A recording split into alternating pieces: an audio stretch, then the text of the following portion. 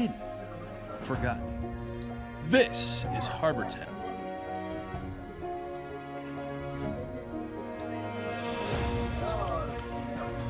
Harbor Town is an all-new series from Miniature Building Authority, the leader in tabletop gaming scenery. Whew. Unique, flexible, and playable.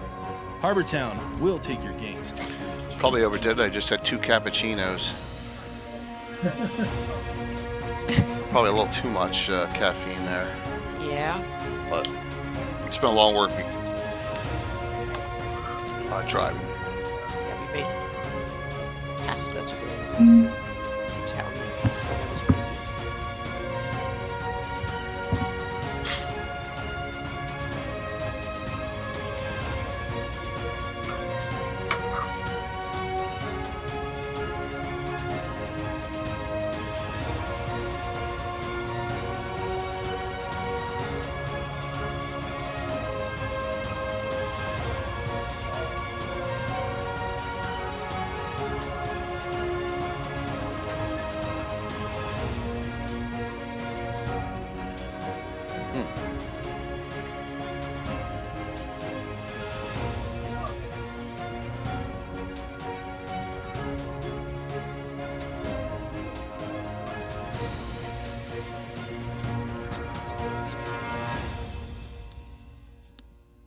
Let's go to Reaper.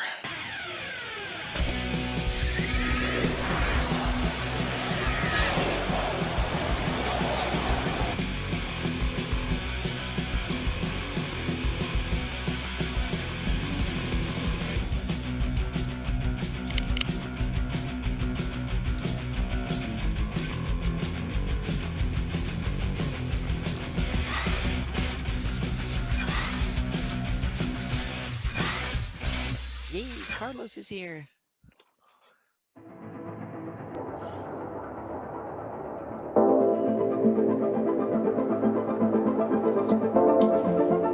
Open that one. 2.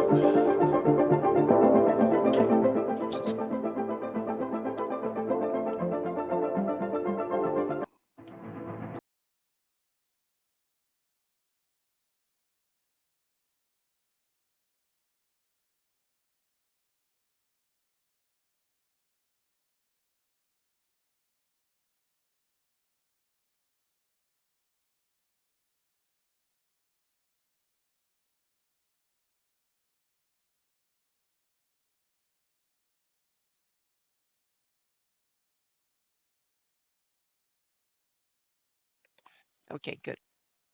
I hope so.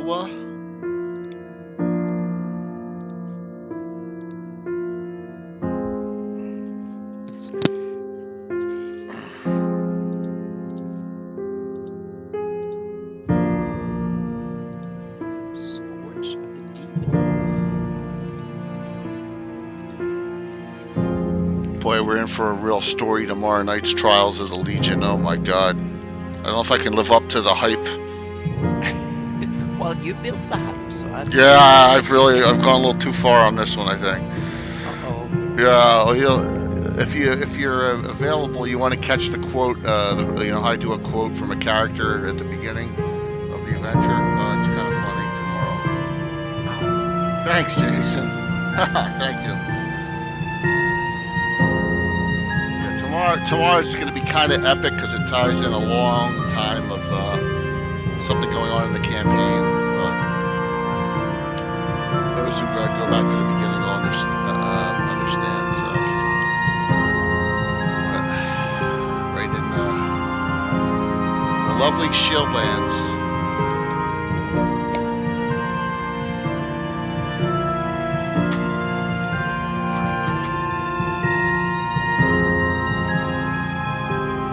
It's only 7:50. We're gonna be way ahead today, guys. Yeah, I think we'll start like 7:55, 7:56. I think that'll be good. We'll start a couple. We have to kind of ease into it. Yeah, we gotta make sure we don't crash our stream with our map sharing tonight. So we're gonna do some tests. So.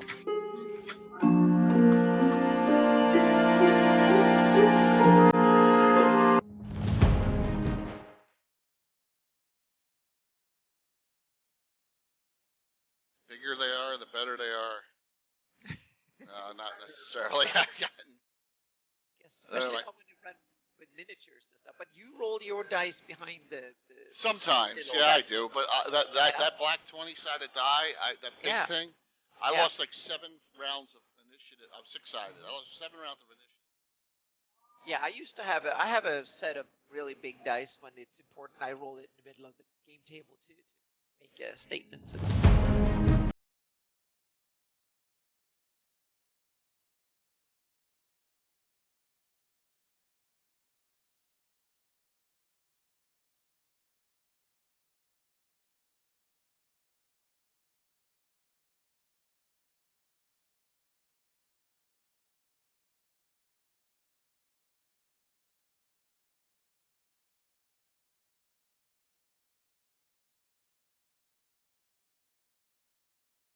that's Yeah, so they show the right dates. yeah. I want to make because there's no Gavin this Sunday because of the Super Bowl. So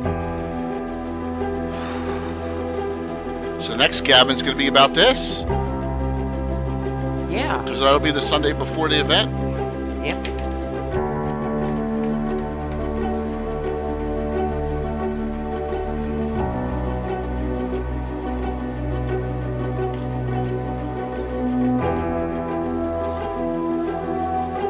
This is the 36th episode of Legends of Lore. We've done 30. Are you counting them all?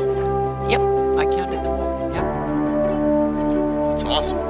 Yep. So now we switch from seasons to episode numbers. I like numbers too. Yeah. Because think about this. So can you guys hear us out there? I want to make sure you guys can hear us. Audio test. Yeah. They can? See, I don't see anything in chat yet. So Okay, good, Carl. Sorry.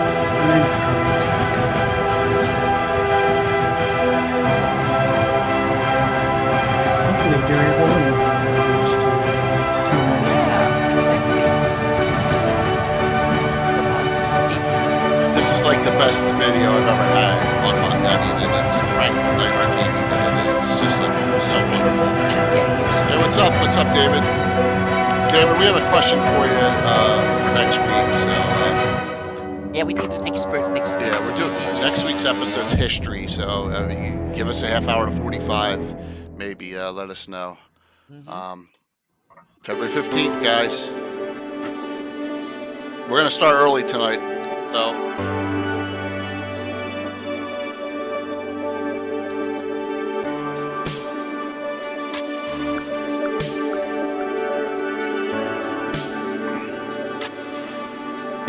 Yeah. That's the bum starting at 4 a.m.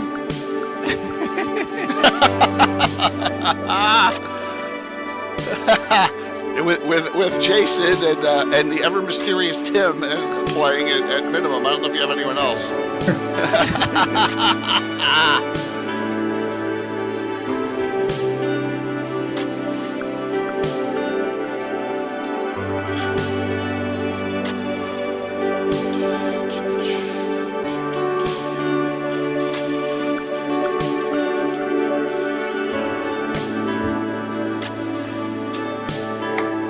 I didn't get all of them out, but I got a lot of modules.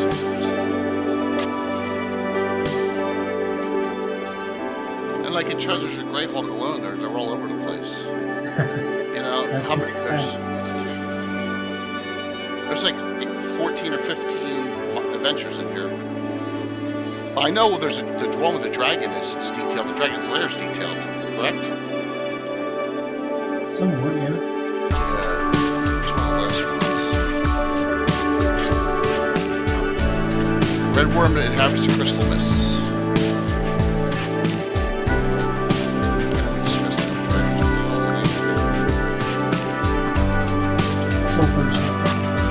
Sulfur's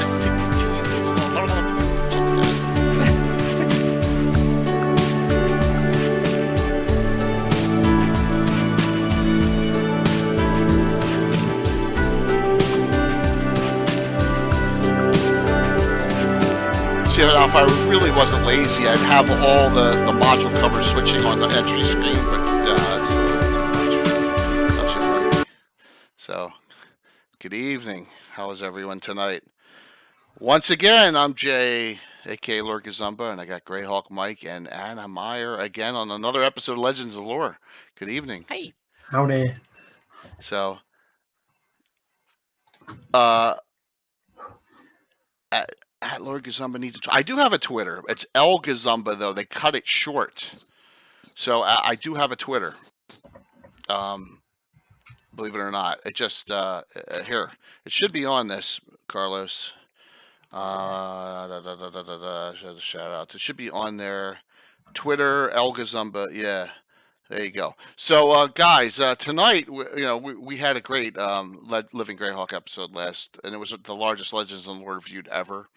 Yep. So we're not trying to top that tonight. We're going back to some basics here, and Yep. what's more basic than what Anna has put together and released to the Patreons and to everyone now, correct? Yep, to everyone. So this is what we'll see today is the final release, but I found a few things, so I need to resave it. But I haven't exported yet, but it is as close to the final it will ever get before it will be out in the wild. So the final version of the 576 map, and then we have to live with it for a year and or something like that. So yeah, because it takes me a week it's a lot of work just to export all the PDFs and JPEGs and all the final versions. So this is something I will do once a year, and then we start collecting all the errors and stuff again. But I haven't had any major. There was a few typos and like 5 or 7 or 8 things that people have told me was wrong. So I think we've kind of weeded out most of it. Well, that's not bad, right? No, it's not bad. The first version had typos that took a decade to weed out, so it's getting better. So yeah, it's getting better, and I'm getting better at research too. So yeah, but it's been almost 9 months in the making.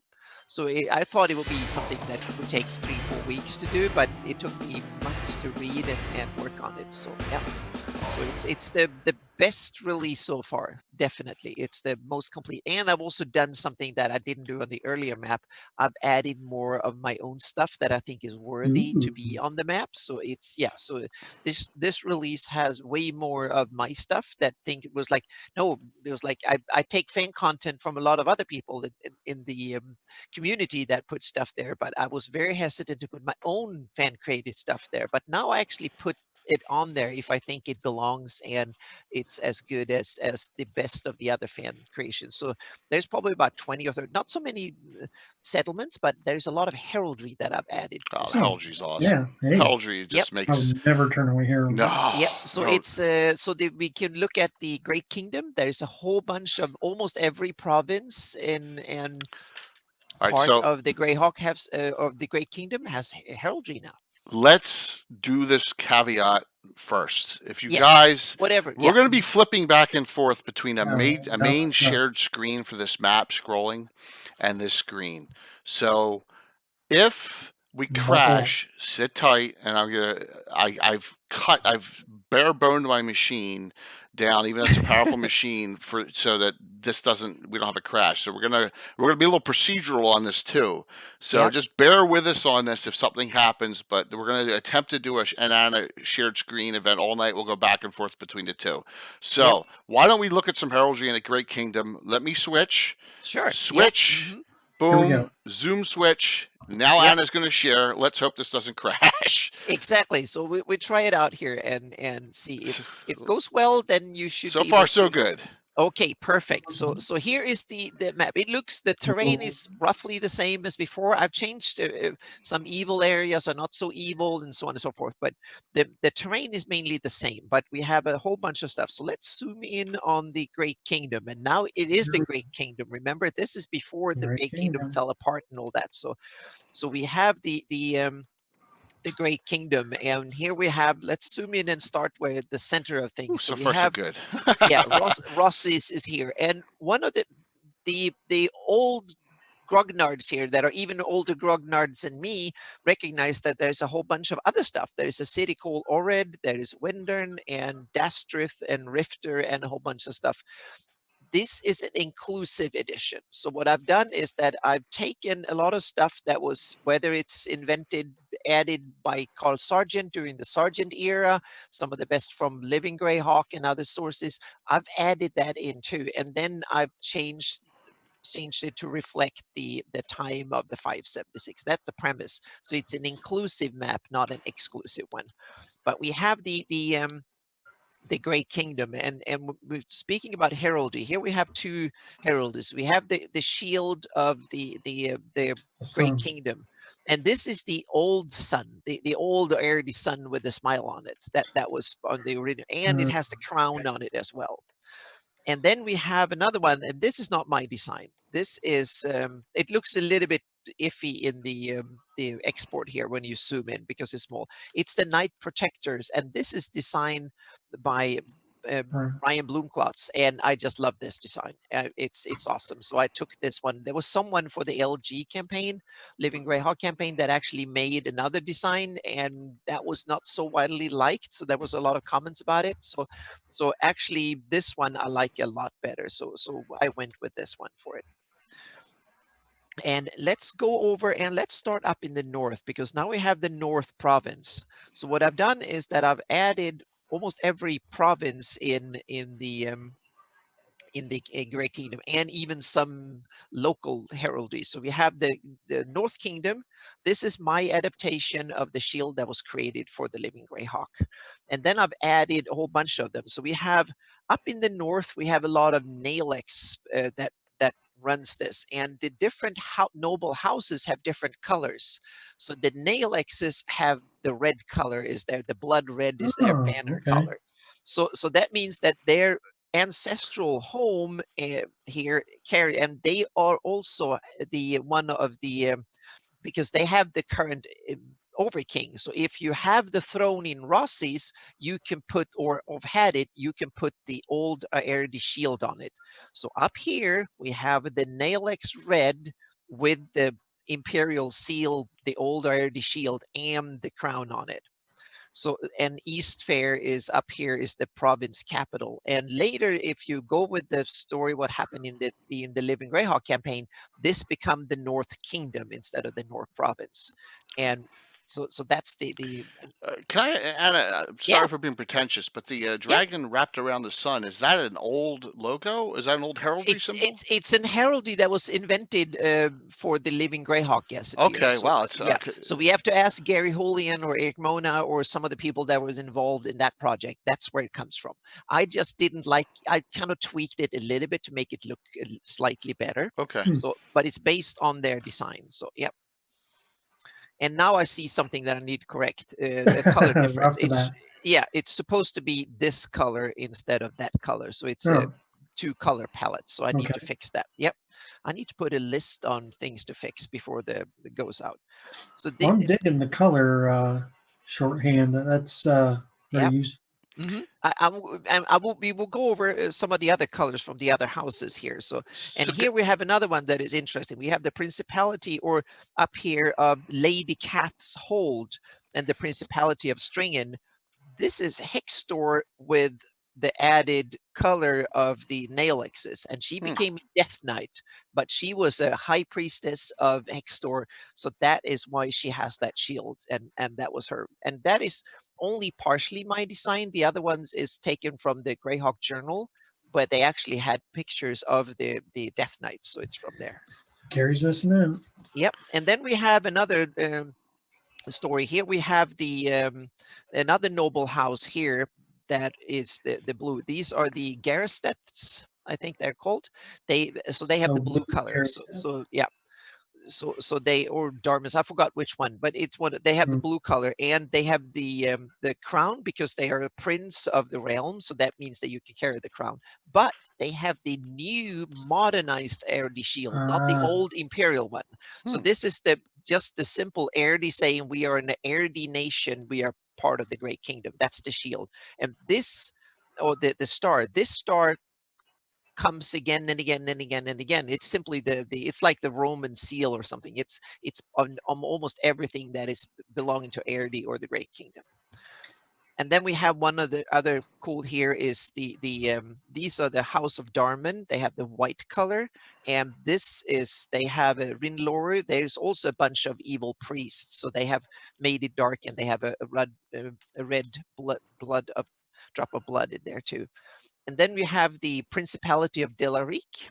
this is interesting because this is run traditionally both by Naelex and the Garastet. So it's a blue and a red. So that way it's a mix. And here you have the Principality of Darnagal that it's known for the white bridge over the Darnagal.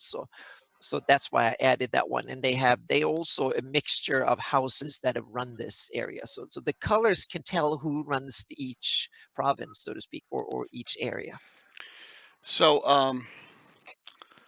Yep. Majority of this you have weaned out of Ivid the Undying and backdated it Yes, based on exactly. okay. Yes, yep. So I've taken a lot of all the locations and stuff. I used even the Undying. I used a lot of the Living Greyhawk material, and I backdated it. I've changed the Assumed it political was there still. situation. Okay. Yes, Because there's only exactly. like a 10-year difference between material. Yeah. So meaning a big city wasn't invented in 10 Yeah, years. If it's described in the Living Greyhawk campaign or Ivid Undying, I simply assumed that it was there 5, Most 7, of the 6. big changes would be stuff like Razi blows up or something. Yep. Yeah. Yep. Yeah. So those are the things. And then we have my favorite area of the Great Kingdom, the western part here.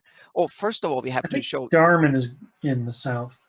Yeah, well, we have the greenhouse. That's the damn. Hang on a second. I'll get it. I have the noble houses, all the colors here. So we have So far, no crash. I know I just cursed myself, didn't I? yeah. So I should not. here we go. So yeah, so we have the house Atir is purple, and house Crandon is black. So let's go here in Reldevon is run by the house Crandon, and they are black, and they also had the Overkings back in the early days. They actually ruled the Great Kingdom back in the day. So they have the old IRD star or sun, sorry, and they have the crown as well. And then I've added a lot of the local heraldry here that I used in my campaign. So you have Rasfern has the it's a mixture of the, let's see, green is green is the house of Darman. Those are the mercantile house that do a lot of trade and stuff like that. They are the greedy ones, so to speak. And they also run the if you go down here, Karlstrand down here are the headquarters of the Darmans, and that comes if you read the Living Greyhawk Gazetteer. They are the ones that the house that takes over the United Kingdom of Elissa, the South Province and the southern half of Great Kingdom when it falls apart. So that's why I gave them a green shield, but they don't get use the old sun because they've never had the Overking. That's why he calls himself Overking, because he wants to elevate himself to the old standards, because that house never ruled it. So that's why in my campaign there's a lot of animosity between the Crandons in Reldevon and the Savoners in Karlstrand, because the Crandons are old nobility that was actually elevated higher back in the day, and the heraldry reflects that. So you have a whole bunch of stuff, and then I've added for stuff going on here. Yep. So there's a lot of stuff like this, and I'm going to write some articles that depict what's going on behind this heraldry. I think that could be something cool for Earth Journal. And then I've added some other stuff here. So if you take the yellow color, that is the old Elissan color. So you have the old Elissa shield here. Yeah, the old Elissa shield is this one that has the yellow back color and the Darman. So it was run by the Darman. But if you go even further back, the old Flan Elissa had the yellow shield with the blue warthog on it. And that is now because Seldraton was the capital of the old Flanish Elissa that was before the Erdi came in. And they kept it. So that's why a lot of shields down here, they want to keep the old tradition. So that's why you have Principality of Nolbish. They have the old yellow Elissa, the Erdi shield, and the the House of Darman, and there is also House of Gerstedt married into the in Nolb, so to speak, so in Nolbish. So I always try to, so when you can read the political situation into the shields and the heraldry. So I put a lot of effort to try and match it in, so to speak. And you have here Torrik or Torish. It's a place run by the Darmans, but it's been there since the old Elysian days, so it used the yellow. It's a principality with a prince of the realm, so they can use the Aird star, the new one, and it's also a house on the hill, or a city on a hill, so that's why they have a slanted one. And this city symbol is the Aird symbol for city. And you can see it in Divers, Greyhawk, and a whole bunch of others. And these are the original shields. So you have it here, and then you have in Jalpa here, that is run by a, traditionally was a Crandon, but nowadays it's run by Darmo. So Darman, and it's an old tradition, so to speak. So there's a whole bunch of that's how I made the heraldry for all these provinces. So yep. So that was a look into it. And you have the Can I ask a question? yeah, please. The glowing ball in the middle of the Adri forest. Can you go over what that is? Yes, that's the Coldwood. That's the old, and this is something that Mike's know more about than me, because he wrote an excellent blog post that I actually used for. Okay. So, Mike? So Coldwood. Yeah, I'm sorry I put you on the spot here. Yeah. Actually, this is out of Vivid the Undying too. Yes. Coldwood is the remains of the Elven kingdoms, Summer Stars. Yes. Summer Stars. You're a little low, Mike. Can I stop sharing so we don't have, so we can. All right, stop sharing. Yep, I stopped sharing here. Okay, so, and now here we go. Yeah, okay. Yeah, we're back again. So all right, okay. Well, we'll go back and forth. Yep. Am I better? Yeah, and maybe it's just me. Maybe it's just my sound. Okay. Yeah, I don't know. I literally never mess with my settings. Yeah. It was probably me. Coldwood, though, is the... I don't know if it's a curse or something, but it's like the curse remains of this. It was. They had the black, the one of the swords. Yes. Mm-hmm. Yes. Darnakurian's doom or something like that. Yeah. Hey, is Gary here? Gary is here. Oh yes, welcome. Yep. Mm-hmm.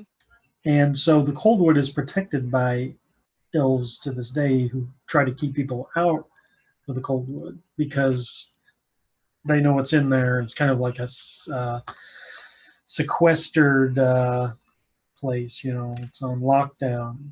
Yeah. I just thought it was cool because it looked like a really neat location. You know what I mean? Yep. Yeah. So, it's a leftover one. And thank you, Gary. Yeah, and next to them is the Prince Myrhal's Hold, and he was one of the first batch of Death Knights.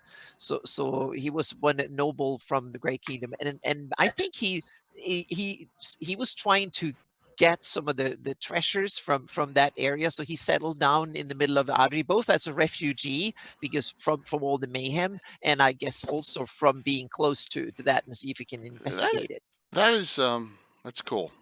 Once again, me being no East Side mapper, I don't know anything much about it, and I'd love to hear those stories. Yeah, stuff that you kind of missed. So, imagine you could do a whole lot with expanding on the backstory of that Audrey Force, the Elven Kingdom. Oh yeah, yep.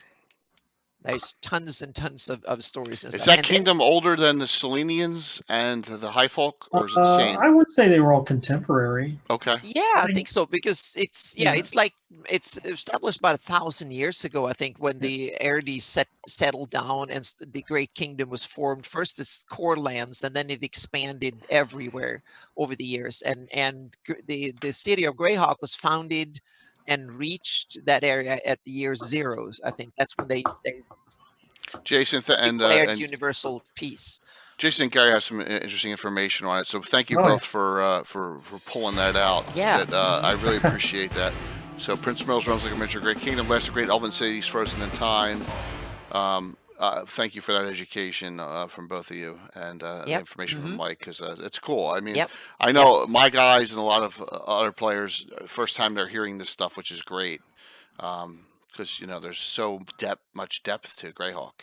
Yep. So that is one area that I got a huge change from my old Greyhawk map. So now it's back, and I realized that they needed a lot more change. And what I did, I developed this heraldry a lot for my own campaign, and I realized it's probably good enough to put on the public map. So and I did a poll in my Patreon, and 90% thought it should belong there. So that was good enough for me. Yeah. So Here's a weird thing, though. All that yeah. you showed, there's not a single one of these classic old modules in that area. Exactly. It's interesting. Yep. Go Yep. figure. Not It's very one of these. Yep. Yep. It's very interesting. And it's interesting because this area around the Great Kingdom was so formative of the whole political situation and the whole cultural situation of the whole continent, because it's like the Roman Empire of Europe. It's the foundation for a lot of things that goes on in the whole continent is from Yeah. the Great Kingdom. And still they managed to it's on the sidelines for all the modules, but when you read the setting book, this is where the action happens, so to speak, or where it radiates from. This is where the power comes from. So yeah. Okay. So that's a great start. So Anna brought up some lists that she had Yes. compiled. I think Some we should start with graphical. one of them. So which one, Mike? Which one should we talk Which about? lists? Yeah. Yeah, I have a Rivers. whole bunch of them. Yeah. I'm Swamps. interested in the forest one because I almost did a blog post on that once, and then Okay. Yeah. All right. I got frustrated and ripped it let's- up. Let's Okay. see how it is. Yeah. Top 10 forests by size, correct? All Yep. right. mhm, Okay. Yep. Top 10 forests by size. Let me switch the screen. Yep. Boom. Now remember, if we crash, guys, I'll reload real quickly. Yep. So we go in here again. So yeah, let's take it. So Let's the hope my first monitor one, don't cut out. yeah, the first one is kind of, I'm not really sure if it's supposed to belong on the list, but that's the big jungle in Hepmona Land. It's on the Oh. on the map, so to speak, but it's not in the Flannies So are we talking geotechnically. size? Yes, size. And if we zoom out here a bit and take a look here, we have this huge down here. It's the area, because a lot of it is actually not on this map either. If you continues down south, so that's probably by the number of square miles, it's the biggest forest, but it's technically not really. So the first two that are the biggest on the map are not really the biggest of the Flannies. So I'm not going to dig into any details, but we have the big jungle area of the Hepmona Land, and the second one is the Imedio jungle down here. That's a huge area that are covered by jungle, but and that's also questionable whether they're in the Flannies or not, so to speak. So let's dig into all the forest in the actual Flannies, and surprise, lo and behold, it's the Bernal forest up here in the northwest that is the biggest. Conifer. Yeah, exactly. It's like the mini version of the taiga or the Eurasian Siberian forest, kind of the biggest one. And it has the just like in the real world on Earth, you have a lot of forest up here. So you have the Bernal here, and then you have a couple of them stringed out along the same latitude up here. So that makes good sense geographic and climate wise, so to speak. So the Bernal is the biggest up in the Flannies, and then comes the one we can't ignore, the mighty Vespa is the second. My favorite. Yep. The mighty Vespa. That's the second one. And if we have the third one, then it must be, and that is the one and only, and it's the mighty Adri. That's the third. Yeah, the third. See, when I was looking into forests of Greyhawk a while back, I was trying to compare them to real world forests to see if our fantasy forests were like to scale or if they were too big. And I think they're actually smaller than real life. Exactly, yeah. But on the other hand, Flannies is inhabited, which means that they started to chop them down. So the Adri, I think that if I remember correctly, there are several sources saying that the Adri and the Granwood here used to be one big forest, and then they simply started chopping it down, and so there was probably maybe even one big forested area from all the way from the Gamboge up and down to Grandwood. And speaking about it, after Adri, there's another one that is much bigger than we normally think, and that's the Fell Reeve here. Yeah. That is, it's actually huge in the middle of things, and it's one of these kind of politically very unstable with the Ayus and the Bandit Kingdoms and the whole shebang. So it's a very interesting adventure area as well. And after that, we have the other big Great Kingdom forest, the Grandwood down here. That's the yep, on the seventh place here when it comes to the biggest one. I should have done them in opposite order, but That's okay. whatever. The Audrey Grandwood combination is Yeah, quite obvious. When you that look would at have it. been the biggest by far, so to speak. So Yeah. yep. Mm-hmm. I can imagine, like, in the heyday of the City of Summer Stars, that was Yeah. a Mm-hmm. quite expensive kingdom. Yeah, I think it was until the Aerdi came in and started chopping things down and civilized Right. it and cultivated it. And literally put their capital in the middle. Yep. Of it. Mm-hmm. Yep. And then the next one after that is I can't pronounce this one really. It's the Gamboge or Gambog or whatever Gamboge is probably right. Yeah. So this one, and this was probably maybe also bigger if it went into the Fostwood Netherwood area, because that's so that's another one. But after the Gameboge, it's the one most famous of all the woodland areas in the Greyhawk, and that's the Gnarly Welkwood Sus, because it is technically in one big forest in with three different names. But if you take these three together, they make a good number 9, so to speak. So and number 10 is the one we just looked at, the Fostwood Netherwood up here. That's number 9 and number 10. But there is an 11, and I need to talk about it. And it's the Celadon Forest or Celadon Forest down here. And the reason I want to mention it, even if it's the 11th biggest, is that it's, according to rumors, that's where the Grand Druid hides out, so to speak. Okay. Because it has the central location in the Flanaess. It's very it's very middle of everything. So it's also kind of a peaceful place. It's probably one of these most peaceful forests. It doesn't have that much evil or anything going on, and it also have the mightiest river going through it. So it's one of these kind of forests in civilization, so to speak. But then you have some really cool forest. One of the most remote forests in the Flanaess is probably the one up here. And that's the Sable Forest up here. Sable. Yeah, the conifers out here on the That is eastern. remote. Yep. So there you have some. I have a list of the most remote locations in the Flanaess, and we can look at them later. So got a quick comment on forest. Yep. So I did a post on stop this sharing here. So yep. A long while back, and it was a post on places named after colors in the world of Greyhawk. Mm-hmm. Yeah. And because I saw that pattern of Gary's naming things, and so Celadon Forest, then would be a shade or hue of green, for instance, right? So it's like green forest. Yeah, that's smart. And then after doing some digging around, I found out that Gamboge is actually a saffron-like color, like the same saffron, the color of Buddhist monks. Yep. Mm-hmm. So it's the orange forest, basically. Smart. Yeah. I did not know that. Yep.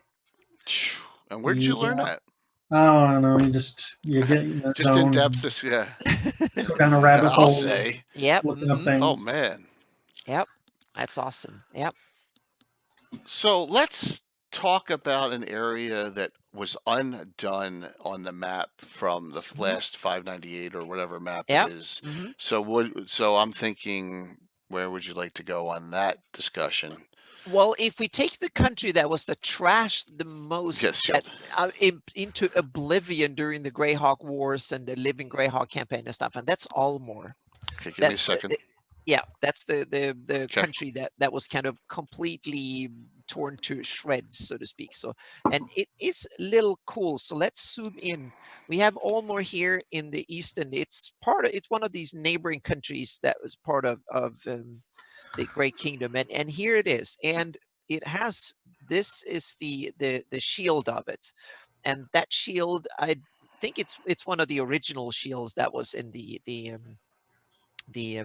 box set, and this is from a shield that I saw from in Living Greyhawk campaign for the city of Inspa, and I kind of like it. It's one Yeah, of it's these cool. kind of fountains, and Oh, because nice. Inspa, if you read the Gord books, it's a city full of inns and spas. So it's yeah, because they have some it's like Yosemite or something like that. It's full of these hot springs and stuff. So it's kind of, it makes up for the name, but Here's a you, little real life yeah. trivia. The city of Philadelphia started out as a Swedish and Finnish spa land Oh, before wow. when That's when it awesome. used to be the country is when the New Sweden Mhm. Yeah. before So they had William Penn. saunas and stuff Yeah, like that. Yep. before William Mhm. Penn came in 1681. So Wow. yeah, Yeah. so it's, Mhm. it's a real life precedent for that. Yeah. And here we have the capital Chathold that became a ruined city after the war. And so here we have, and so so I detailed a lot of the stuff that I kept. I kept the town of Goldbolt, for instance, that is around the castle that was invented and in during the Living Greyhawk campaign, and I like the place so much, so I took a lot of the stuff that was invented during the Living Greyhawk campaign, and it's added there. So you have the other city of the Narsel Ah, Mendred, and right. you have the Inspa up here. Jason says there's a large population in Almore. Yeah, this time before the wars and stuff, yes, I think it Okay. is, because it was very much a gateway between the Nyrond and Grey Kingdom. prosperous center part of the Flannies and the Awful Grey good. Kingdom. Yep, and it was probably one of the gems to live in. Is a nice society and good lined and nice, and you had probably good climate. You had the ocean and you had good trade routes and stuff. So very And they prosperous, I ruined think. it. Yep. Yep. And then they got run over. The only little difficult part here is the Black Splinter here. This is run by a prince of the Crandon family, and he is a necromancer vampire, and he's been hiding out there for hundreds of years, and he's not really interested in big politics. He wants to stay there in his little evil corner there. So he's kind of a nuisance. So he runs, and now comes the when that I hinted at the Flannies Geographical Society today. There's a marshland around here that is described in various sources in the Living Greyhawk campaign, but it was never named. So I named it the Splinter Marsh in So my. it's a marsh that might be what, a hex or Yeah, less. exactly. This is roughly a bit over a hex. Yeah, it's Yeah. it's a So hex on the nothing Darlene map. that's So yep. game breaking. Mm-hmm. Yeah. Yep. Cool. So the Black Splinter was described as a keep or castle or fortress out in the surrounded by marshland, and actually on my campaign map I detailed this area way more with lots of stuff, and I gave the hills a name and I gave stuff. So we'll see. I will introduce that during the year. So maybe next year that might be we can add a lot of my campaign stuff in here if the community will find it good enough, so to speak. So yeah. So we'll see, but so that's part of it here. So and the Thelwood here is the Thelwood. It became the Bonewood in the from I think it was I Use the Evil, and then in the Living Greyhawk campaign, this became like an undead forest with Ooh. undead trees that was taken over by Yeah. some evil force in there, and it became the Bonewood. So yeah. So I had to revert it back to it. And you have another interesting location. You have the Temple of Lohan, where is the place where the temple was where the initial that when the or what's it called, the betrayal that caused the creation of the Death Knights happened there. And it's just a few days ride north of Reldevon. So, and Rel, I think, is the old Aerdi name for Oridian name for city, I think, because you have a number of Rels, Rel Astra, Rel Devon, etc. So yeah, I'd be surprised if it's Real Devon is definitely post box set edition though. Right. No, I think it's Is it on mentioned the, is it in. on the box? Oh yeah, the Rel Devon is on the. I have to verify that one. I But thought think that came in the Sergeant here. I have a scan of the Darlene map here. So I don't Uh, have my glossography. I left that downstairs of all them. Got 100 oh, modules here, you're but right. It's not on the. No, it's not. Yeah. But it was there was described in only various one sources, the but it was last not map. on the map. Yep. Yeah. And they kind of It's- kept that naming convention. Yeah, exactly. Yep. So Yep. so it's invented early. I've seen it from sources back in the day, but it never made it to the Darlene map. So that's the area. Should we start looking into some classical places? And yeah, stuff? but there's a way we'll tie that in. Okay, how about we do this and we do the top 10, and we go. If you could do smallest to largest, that's fine. Swamps. Okay, That'll give us some modules. That's an interesting. Yeah, that's awesome. Yeah, because they Yeah, seem there to you hang go. out in. Yes. So should we start with, yeah, because I've already given away the Splinter March. That was at number 11. I just added that to my list. So you're gonna go backwards then? Should Like we? 11 up to 1? Yeah, we should start with the. Let's start. I added that. So if we do, I'll do 11 because there's basically So only Frank. 11 marshlands in the and the 11 is kind of interesting. So let me go up here to first. We need to go find the 11th one. We need to go to the city of Radagast City. And there is one that is called Denver Marsh here, and the town of Muddick. And this is a marsh that actually figures in the Gord novels. Really? Gord, yeah, the Gord comes from up here, and he is in the company of the Atloy, and he crosses here somewhere, and he is in the town of Muddick. It's mentioned from the book. So I actually took the name from the Gord novels. So the town of Muddick is there, and it's like an island out in the marshland. And then you have Radagast City that is built on a peninsula that sticks out into the marsh. So it creates like a natural harbor here. Question. Yep. Is that city named ode to Middle Earth? I'm sure it is. Yes, Okay. I'm sure it is. And let me double check here. So I have. Was just curious. Yep, I just need to make sure I have the Darlene map up here so we can see what's all. Yeah, and it's on the Darlene map. So it's yep. So it's been there forever. So that was number 11. Let's go to number 10 here, and now comes a classic, probably the most Classic. Yeah, a classic marshland. And let's go back to where it all began. We have the Mist Marsh Yes. in near Greyhawk. That's number 10. So yeah, but we're still on the small ones. So yeah. I love the Mist Marsh because when you're adventuring in Greyhawk and you need to throw something and you don't know where to put it, it's large. It is large enough that it won't affect the game. So I actually, for example, I reran Baltron's Beacon as a surprise for my guys, and that's normally that's in the hole, right? Yep. But I put this one in the middle of the Mist Marsh just to throw them off. Yeah, and so there's plenty of room. Yeah, and it's good because it's a local marsh. If you hang out in the classical area around Greyhawk, Temple of Elemental Evil, Divers, and the Wild Coast, it's a local little marsh. You can just have a day trip over and check something out. So it's perfect for those local little diversions. So it's great. So let's move to the next one in, and now we come to one that is often overlooked, and it's called the Fennelmore. Anyone has any clue of where that is? Fennelmore. Fennelmore. It's actually some of the biggest rivers, so we don't need to go far. It's close to. So we go east in the Duchy of Ernst, Okay. and we have here we have the nexus of the Nirduv, the Franz River, and the start of the Nesser River. There is the Fennelmore Marsh. That is a little bit bigger than the Mist March, but not by much. But we're up to like 20 miles across or something like that, 20, 25, 30 miles across. We haven't got to and now for the next. What's the Sunken Fortress? Is that a living Greyhawk? Fortress, I think it is. Yeah, okay, it's that's cool to keep it in there.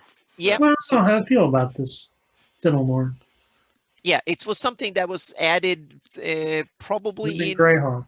Yeah, and some of them. I think there's some of these areas are actually described earlier, I think, in various places. Because looking at it, it's clearly a floodplain. It's an extension of the lake. Yeah, it's exactly. Yeah, but it makes sense where you have two big, like a lake and a big river that kind of goes in that way. So, yeah, so it kind of makes sense when you have if the land gradually comes up or something. So geographically it kind of makes sense. Yeah. So it to me, it's kind of natural to have it, and there's some islands in there and stuff. So I just get a little weirded out when there's geographic editions that are larger than a hex. yeah, oh yeah, yeah. So, 'Cause but I there's would plenty of consider them over the that years. should already be on the map. Yeah, but the problem is that there's a lot of big green areas that doesn't have Yeah. anything that Oh, yeah. should have something. So Yeah, yeah, doesn't like change the, anything. the whole of Kingdom of Furyundi Very is a bunch of green hexes basically with nothing. So and Nyrons. So I kind of like it that it's there. So it's Jason doesn't even have that referenced in his oh, reference. okay, but So it's we a know. very long thing. Yeah. These maps. Yeah, and next Yeah. we have to go really far for number 8, and Number yep, zoom out. We have to go really far southeast. We have to leave the Flannies, but I put it in there, No. and we have to go down to here to Hepmona Land. We have the Oh, Pelisso. there we go. Oh, Yeah. yeah. Yeah, with Quagmire's this. lair and stuff. So this is quite a long. It's like 100 miles by 20 miles or so. So it's kind of now we're getting up there to the bigger ones, so to speak. So Now is looking at your C1 map- is Tamoakan in Hepmonaland, or is it in the Amedio? I think it's the Amedio. It's Amedio, yeah, Yeah. okay. yep. Yeah, Right. So we're I coming hate to it. today. Yep. What's We will get to the really classical ones soon here. You know, so- looking at your map on the Pelisso, it makes Yeah. me think because I've done maps of flooded Orth Thank before you, in Saskari, Tano? Yeah. and looking at your map, I imagine like if the water levels rose even more, that your Pelisso coast is like becomes islands. Exactly. There will be an archipelago of islands out there. Yes. Yeah. Mhm. I think Yep. that's really cool looking. Thank you. So and now we need to go back up into the former Great Kingdom for one that is kind of this is a geographical anomaly by many, but it is written as one, and it's the Lone Heath.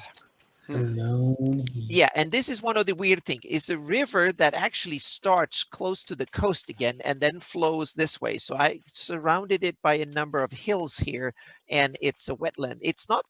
It's large in area, but it's a lot of I made it into not like one big blob, but rather like a small little network of rivers with the marshland in it. So there's a lot of like islands within it. I need to make them a different characters. The Pelisso is a coastal archipelago that has been flooded. This is a bunch of tiny rivers that pops out of the hills and creates kind of a very threaded wetland. Yeah, And I the know. river just starts there. So and it is actually on the Lone Heath is actually on the Darlene map. So this is one of these geographical anomalies that just pops in. I don't so think to I've speak. ever used the Lone Heath. I haven't either, but it's an interesting location there, and you have the Gull Cliffs as well. And it's interesting because if you have adventures in Real Astra, it's like the Mist March. It's the local little marshland where you Yeah. can put nasty There's a lot stuff going out on there. in that city area. I always Yeah, my wish list would have been a Real Astra box set because there's Yep. so much geography and politics. You know, you could do a whole setting just on that. one Yeah. set. Definitely. So that was number, let's see, Lone Wolf was Real number Astra. 7. So now we come to number 6. And now we come to another hot spot when it comes to adventure area and history. Yes. And now we need to go to the Sheldamar Valley. And in the middle of the Sheldamar Valley, we have the Rushmores. Yeah. And this is an interesting place because this is where we have the Rotted Tower, and that was the hideout of Vecna. And we have places like Orlane. We have the Cult of the Reptile God, Yes, and a and bunch of other one. classic ones. Yeah. We got Orlane, and then we also have it's close enough. I mean, is it Grand Duchy of Geoff? Geoff Starich, you could say they get invaded. Yes. That the G series actually Exactly. starts nearby, right? Okay. So Yeah. you know, Yep. it's, but So, we're yep. in that area. Yeah, Mhm. absolutely. Yep. So this is an interesting, and then there added some. There is a dragon here, and there's a whole bunch of interesting, and it's also an area that is very civilized. Meaning there's kingdom of Keelland is here, Grand Yeah. Marsh, and Geoff and stuff. So it's another one of these conveniently local marshlands that you can kind of put nasty stuff into. And then after this comes the Mighty Hool, and that's another one that One we of have the down most in the south. packed I don't know where it Yes. is. marshes there is Yep. with So we- activity. Yeah, so we continue down the mighty Javan River, And when the Yavan starts reaching the ocean, and you have the Hul River and the Yavan River, and here you have the Hul marshes. And that's kind of very diverse, spread out, large marshland that covers a huge area. So if you count adventures in this area, you can even count Salt Marsh. You have Baldrin's Beacon. You have Against the Cult of the Reptile God. Okay, so you have. I'm sorry. No, I'm sorry. Tomb of the Lizard King. My bad. Tomb of the Lizard Yeah. King, which is a Mhm. classic I2, and you have the joint adventure by Carlos and me, Horror in the Hools, Oh, that yes. we did at Gen Con, and that I will be doing again at Gary Con. So in this whole Cool. Hool Marshes area, you got a lot, and Yep. Olycus is a black dragon as well, right? From Hmm. in this I think area, so. Yep. and you They're also typical this is also the marshland. home base for Wastri, the demigod Oh. Wastri's home Oh, yeah. base The Vastri is the conclave is whole here. marshes. Yep. Yes, Hmm. absolutely. And So, there's another, the Like Hatis that. Ka was a Yuan-ti enclave that was, or little empire that was added in the Living Greyhawk. And I thought it kind of made sense to have. Hul is so big that it's like 500, 400 miles long and 100 miles wide. So I thought I keep it there. So I kept it. can you go just a little south? And I want to Yeah. re-agree with to the Sea Princes. Yep. Mike, you and I agree that the overnight takeover of the Sea Princes by the Scarlet Right. Brotherhood never happens. Correct? Travesty. Okay. They Yeah. can be Hmm. the Scarlet I- It's Brotherhood like can be spies. the Horned Society is one of these travesties that shouldn't happen. Yep. So Gribbly asked, wasn't Washby also associated with the swamps near Sindhi? It may have been written that way, Gribbly, but if you look Yeah, right in the original deities of Greyhawk articles, it specifically is the whole marshes is his base. Okay. So, hey, what's up, Casey? You missed a lot, man. So far, we're going over the map. So, Yep. So So we have the yeah, I just hang like in Scarlet. there. Yep. unmolested hold of the Sea Princes. Yep. So It's that was number Yeah, 5. good. Now we need to go up northeast for the 4th one. And this is kind of a cool. This is one of my favorite marshlands. And we have to zoom out and we have to move way up northeast here. And way up here is a big one. Oh, we haven't talked about Bandit Kingdoms at all. You didn't miss any of that, Casey. Yep. And we have the Troll Fence. Ah, And this is an Oh. interesting one. And it's one of these that I have a weird, it's kind of geographically kind of iffy somewhat, but it makes perfect thematic sense. It's basically by the foot on the mountains, there seems to be like a bowl in the terrain. So instead of a lake, it's kind of full of marshland rather than being a lake. And it's up in the northern theocracy of the Pale or the Eastern Ten. So it's kind of tenuous. There are some sources saying it belongs to Ten, and most sources say it belongs to the Pale. So Do either of them want to claim it? yeah, so exactly. So in my view, none of them claims it, but the town of Tristor is up here, and that is described as belonging to the Pale. Which is So an it's the adventure. frontier. Exactly, it's an adventure. Yep. and you have an unmolested Duchy of 10 now, pre-wars as well. Exactly. Yes, and you have a bunch of the brilliant castles, a bunch of them here. So you have Castle Illustrious, Ardulent, and Ascension, and so on, etc. So, and Wintershiven is now the old Wintershiven or the classic Wintershiven. The new one they built over by the river after the old one got crashed or trashed in the wars. So yeah. So that was number, let's see here, number 4. And now we come to another one that is kind of overlooked. It's a huge one, but it's kind of overlooked adventure-wise, I think. And that's on the Nesser River, it's the giant Gnat Marsh. That's number 3 on the list here. So Yeah, I'm not aware of anything in that marsh at all. yeah, and it's simply Gnat 2 Marsh? rivers. You have the mighty Nesser and the mighty Duntide are both kind of merging together and forming into the Nesser and to the Nesser mouth. So it's basically a 300 miles or so long and 150 miles wide. It So reminds me of the Tigris and Euphrates.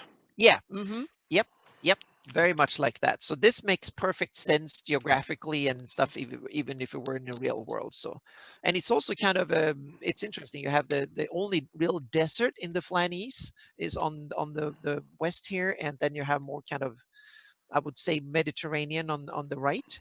But it's kind of really interesting here. And then we have the second one is another one that now we come to that lives up to its name, the Vast Swamp, where we have probably one of the most classic modules ever set here. Yes. Of Horrors. Yep. So we have the Tomb of Horrors here and the Temple of the Prophet. And this is also a very interesting one because this is the Vast Swamp comes from two rivers. You up north, you have a couple of rivers coming from. Yeah, I think Wastry is associated with every swamp. Yeah, okay. very Yeah. possibly. Yeah. So this is a weird one. It's simply because the rivers here can't reach the ocean. So from the north, you have a couple of rivers. Here you have the Povluk and a couple of them that aren't named officially, but that's the biggest one coming from the north. And from the south, from the Tilvanot Peninsula, you have the Gov River, and they both flow into the vast swamp that is surrounded by hills on all sides. So the waters kind of stay in there and it slowly evaporates and creates that kind of swampy middle. So it's geographically is very interesting. But if you look at the real world, you have the Dead Sea. So this is mainly almost like the Dead Sea, but in swamp format rather than lake. So you could think that this is probably also very salty because it just collects all the salt and all the stuff. So it's probably a nastier swamp than most of them simply because of that reason too. You can't drink the water from it. So it's for many reasons. So it's geographically, it's a very interesting wetland for that reason too. And it's also full of a lot of nasty stuff from adventure wise too. So now we only have one, and this is the biggest one by far and often overlooked. And now we have to go way up in the north.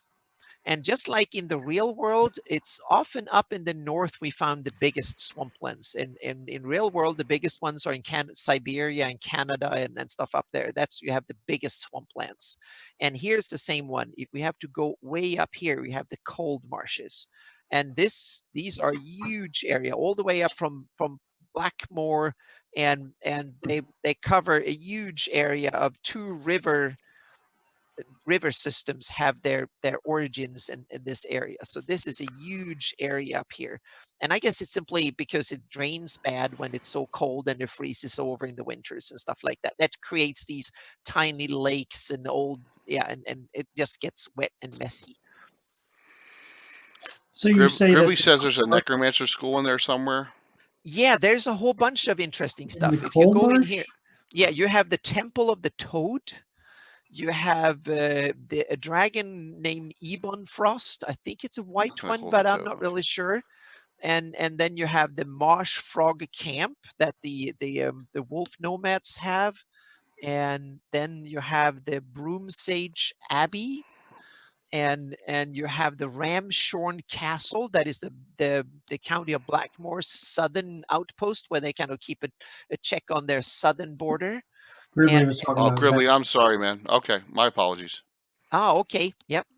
And then you have the even in my take on it, the Ayus, he hasn't expanded south or east that much, but he expanded north first. So he's already up here conquering most of these areas. So he has a lot of outposts here. So he had the Greenhead Camp fort is out here. Yeah. So that's the outpost, and the Stornavane and Trollbar are the Ayu's outpost up in the north. So yeah, so he sends his humanoids and some of his priests and stuff to check this out and see what resources. And that was the first.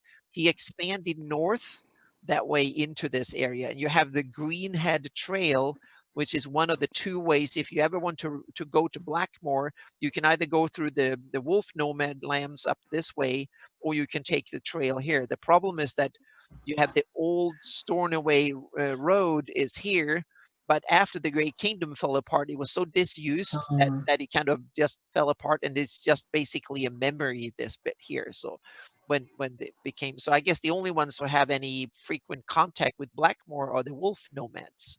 So that's why I kept this one here, but I actually took that one away. Gribbly's on to something there. There was a Dungeon Magazine adventure. Yeah, they're in Cold Marsh. Mm-hmm. Yep. It was it was Queen's the Embrace. Fiend's Embrace, yes. Fiend's Embrace. Yes, which we actually have. Someone in my campaign actually has it and wears Cool. it sometimes like an idiot. Yep. Yep. I It's- remember running that. Yeah, Okay. it's a. I thought it was like Demogorgon had something to do with that too as well. Okay. Yeah. Yeah. So that was the biggest marshlands, and that basically covers all the marshlands because there are a few tiny ones here and there we haven't talked about. These are the old major ones, so to speak. So yep. Okay, should I stop sharing for a second? Sure. Yep. Stop sharing and I'll flip. Yep. Here we go. Back to. Yep. You're probably correct. It was Grazitz, but I thought that for some reason I thought Demogorgon had something to do with that Yeah, it was the about Fiend's Embrace Grazitz. item. Yep. Yeah. Hi, Geek Dice. Yeah, Because I'm the doing. cloak actually has like a Grazit 6-fingered hand. It does. clasp. Okay. All right. Okay, cool. Yeah. Hey man, I'm 53. My brain goes sometime. I'm 55. What's up, Sean? I'm older than you. Good to see you, Sean. Yeah, we're going over the 576 map and Anna's new release, and just discussing some of the classic locations. Plus, soon we're gonna discuss some that are recently added by a couple. Go ahead, Mike. No, go. I was going to talk about classical locations, but you were leading into it. Go ahead, man. Go ahead. Yeah, we're gonna talk about we're gonna talk about all is all Mike. I Got a City. Carlos has some adventures. Oh, right. The custom The lands of Melkot are still there, Oh, right? right in there. Yeah. Melkot I actually saw on the map earlier when Anna was breezing through that. That's a Okay. good. Yeah. So we got all these locations that's and Anna's. That's 5 of us, right? So that's 5 of us that have locations now on the 576 map, correct, Anna? Yeah. Oh, yeah. Definitely. There Yeah. is So a it's bunch. pretty Yep, cool. mhm. Yep. So why Yeah, don't Mike we? has had from the early get-go. I grabbed Mike's awesome all thing and put that on the map. So, Yeah, so I you- guess I created a mesa. Oh yes, for yeah. all- That was awesome. So you have tons of content. All right. And I So why don't we? Go Yeah. ahead. Go ahead, Mike. I was going to say, when I created the Ulacan Mesa, I didn't make it larger than the hex size because I was afraid of making a glaring addition to the Darlene map. Okay. That's all. Why don't we run through some of those and start out in all? Why don't we do that and then hit Melkot, and then hit Altamira, and then hit Carlos's location. So just so we can see, Yeah. it's you can get content on this map. All right. Oh yeah, That's the whole definitely. point. Yep. So And we can talk a little bit about how me that switch. my way. Yep. yeah, on his thought process on this. So Mhm. all right, cool. So I go in here. So yeah. So No the thought- crash yet. Exactly. No crash yet. So that's good. Yeah. So the thought process is that things that are published, of course, and then Living Greyhawk and other stuff. I'm gonna link your Patreon, so to Anna, because speak. Mindrick M just asked about is it online? Oh, awesome. Okay, Yep. I'll mhm. link it for you while you're doing this. Yep. Thank you. Links. Yep. And then when it comes to fan content, I have 2 policies. Yeah. First is that it should be additional content, not things that replace other stuff. That's rule number 1. Right. And the second is that I want content that is widely accepted within the fan community. And the perfect example is Mike's all thing that has been out there for, I don't know, 15, 20 years now or something like that. The Living Old campaign, as I like to call it. Nice. Yeah. So things that have been around and been accepted and liked by a sizable portion at least of the Greyhawk community. That is what I fit on the map. So bribing me is only half or 1/3 of the trick, so to speak. So yeah. So that always helps a little bit. But first you need to bribe a lot of the community to like what you do. And secondly, it needs to be things that add to the content, not replacing stuff that is already Yeah. on the map. Yep. Those are the criteria that I'm using to get on the map. So here we have, let's take a look at Ull. Let's zoom out first and see where Ull is. Ull is just Keep west zooming, of the keep Barrier Peaks. Yeah. And you have it's the eastern part of the west of the Bakloonish. But Right. now this is Not Mike's in the Planeas proper. Yep. So And all those are they sub kingdoms, Mike, or are they Okay, territories? so it's territory. It's Okay. it's nomadic, semi-nomadic. So the different khanates are just unmarked territorial lands that they just kind of roam around on. Gary just called it the armpit of the Flannis, dude. Yeah, that's what it is. That's good. Yeah. That was awesome. And I can zoom in here on Ulakand, the capital. I placed it on a mesa. I think that Yep. was Yeah. what- Yeah, that's the mesa I'm talking about. Yeah. Mhm. Yep. So a minor ad there, but that's fine. That's really cool. Well, I had to come up with a reason. I was trying to figure out a reason why the capital was like right out in the middle of nowhere. Mhm. You know, there had to Yep. be a geographic advantage to being Yep. in that spot. Makes sense. Makes perfect sense. And then there's basically only one other settlement and that's down Yes. here where you have Kester is the Kester. other big settlement. So And the city- Kester also has a geographic Yep. reason. It's on the edge of the escarpment. Yep. between That forms rice the beds and all.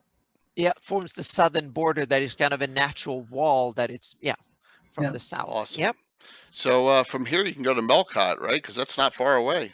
No, it's not that far away. Well, it's about 1,000 miles or Really? Yeah, if you can oh, fly. it's about 1,000 Oh. miles from at least What's 7-8. what I always found was interesting is right on the other side of the mountains from Ulm is actually the Valley of the Mage. Yes. Yes, yeah. exactly. Yeah. If you go Talk up about here, having so a yeah, interesting you have a view. bit of if you really dig deep, you can probably find some ways to go. There will be some high passes here, but it will be some brave adventurers can do it. And I gotta ask. I mean, my Valley of the Mage. I don't remember any of those towns in there on the Darlene map. That is a lot of development. in Yeah, that they area. are actually Wow. from the module of the Valley All of the those Mage. really. Yes, all of them are in That there. is Yes. awesome. I haven't looked at it in a while. Yeah, there is a detailed map in there, and, Okay. and I tried to make the terrain fit it. So I had to adapt it a little bit because when I made a natural terrain, it's the map in the valley seems to be like the high mountains, and then there goes straight down, and there's like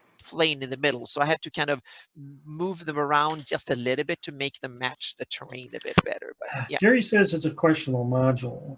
yes, I I've agree. never really Yep. read through it, but I feel it's more a source book than a module. Like, Yeah, there are it's kind of storylines. Here's the story. A group of necromancers go in and cause trouble. You're chasing them, and then you have to go to Tislin Sand, get permission to go in and find them and kill them.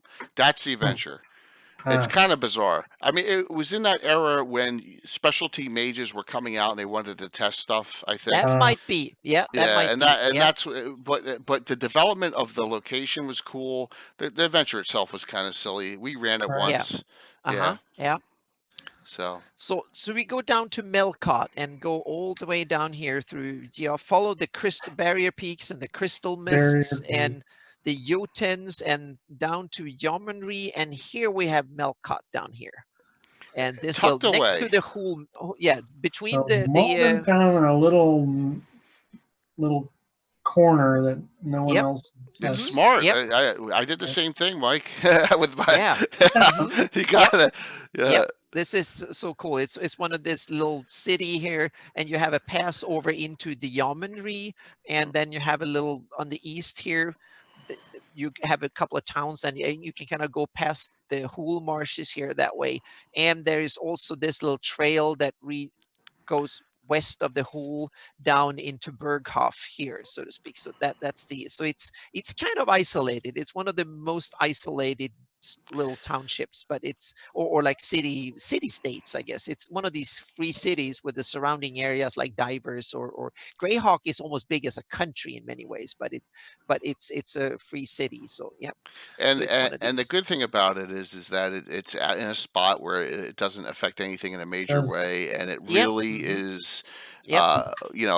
someone who has really dedicated a lot of time to his campaign and Yep. deserves Mhm. it, you know. Yep. And it would be the home run of home runs getting him on the show even above what Leonard Yes. Lakoff get Yep. this point. So Mhm. because Yep. we got Leonard on Cool. 3 times. Yeah, So and I I must say that it's Dennis Tetro, also known as Dennis. Malden, that it's his creation, and the heraldry here is also his design. Oh. He sent a sketch to me and stuff, and I kind of tweaked it just a little bit to make it. I vectorized it. That was all I did.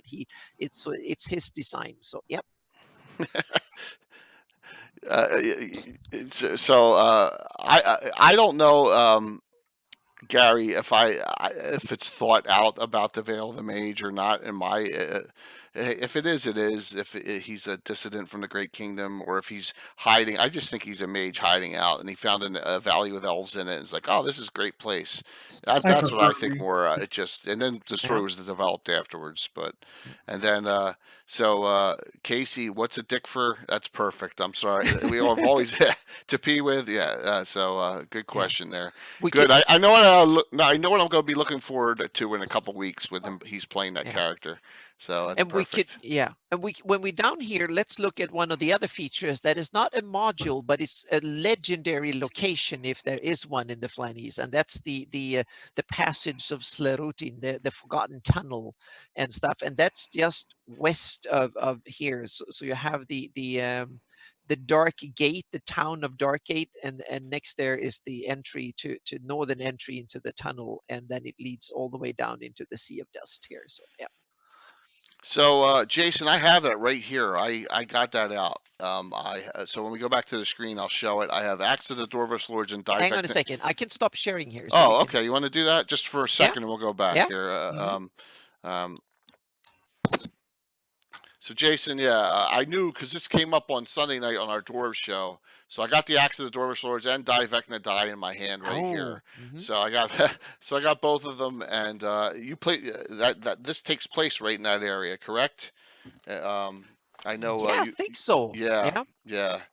I've never run this, and Me neither. we're So talking yeah. about great. Either. Ann and I were talking about magical items for dwarves on Sunday night, and I was like, "Oops, forgot this one." So there you Yep. go. But it's really, it's placed, but it's not. And then I don't know where this is all over the place. I'm assuming. So, yep. Yeah. Then we had something that you added to the map. Now we need to show that too.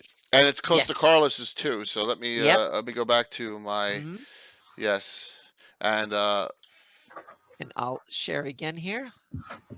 actually two, because you can consider that because I ran the Hidden Temple of Arithnal, we placed Oh that. yes, exactly. That's Yeah. close by too. So let's head. Now we're down here. So let's go northeast here. So we up to this is where the salt marsh area is, where the that has been so in new fame again. Yeah. That's what I was starting to say. Is would you consider Saltmarsh a adventure set near the Hull Marshes? You know, Yeah, Oh yeah, there's- it's part of yeah, the Hull Marshes. Absolutely. Yeah, Yeah. it's definitely within the area of Hull Marshes. Yeah, it goes all the way from up here and then all the way down to here, basically. So that's why it's such a large area.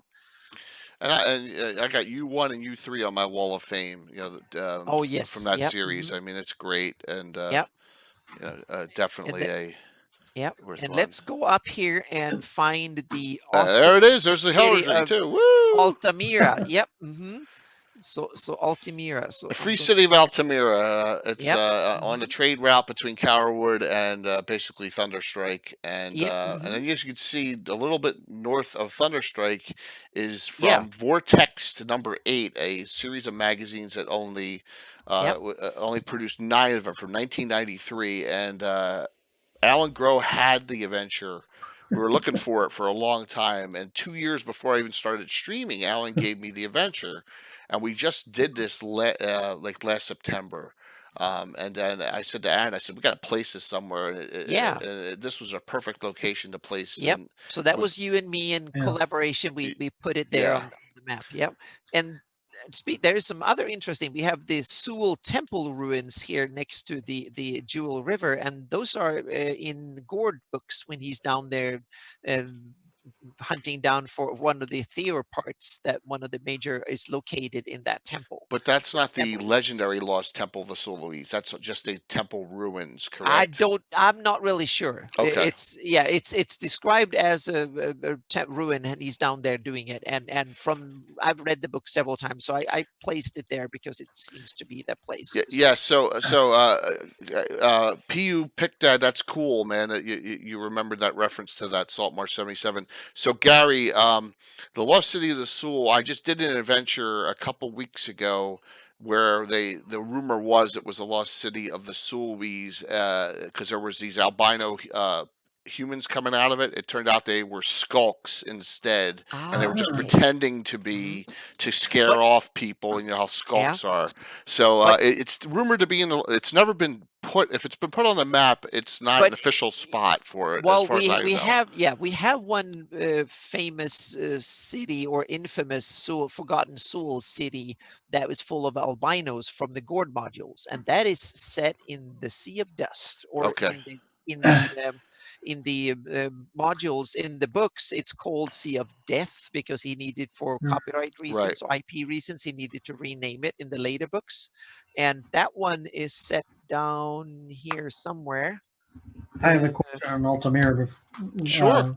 No, Oh, we're yeah. reading it It's now. it's down here somewhere. One of these cities. I forgot which one. It's one. There it is. Forgotten City. So it's down here, and on the plains here was one of the big Soul city. Forgotten Yeah. City. hmm Mike, what was your question?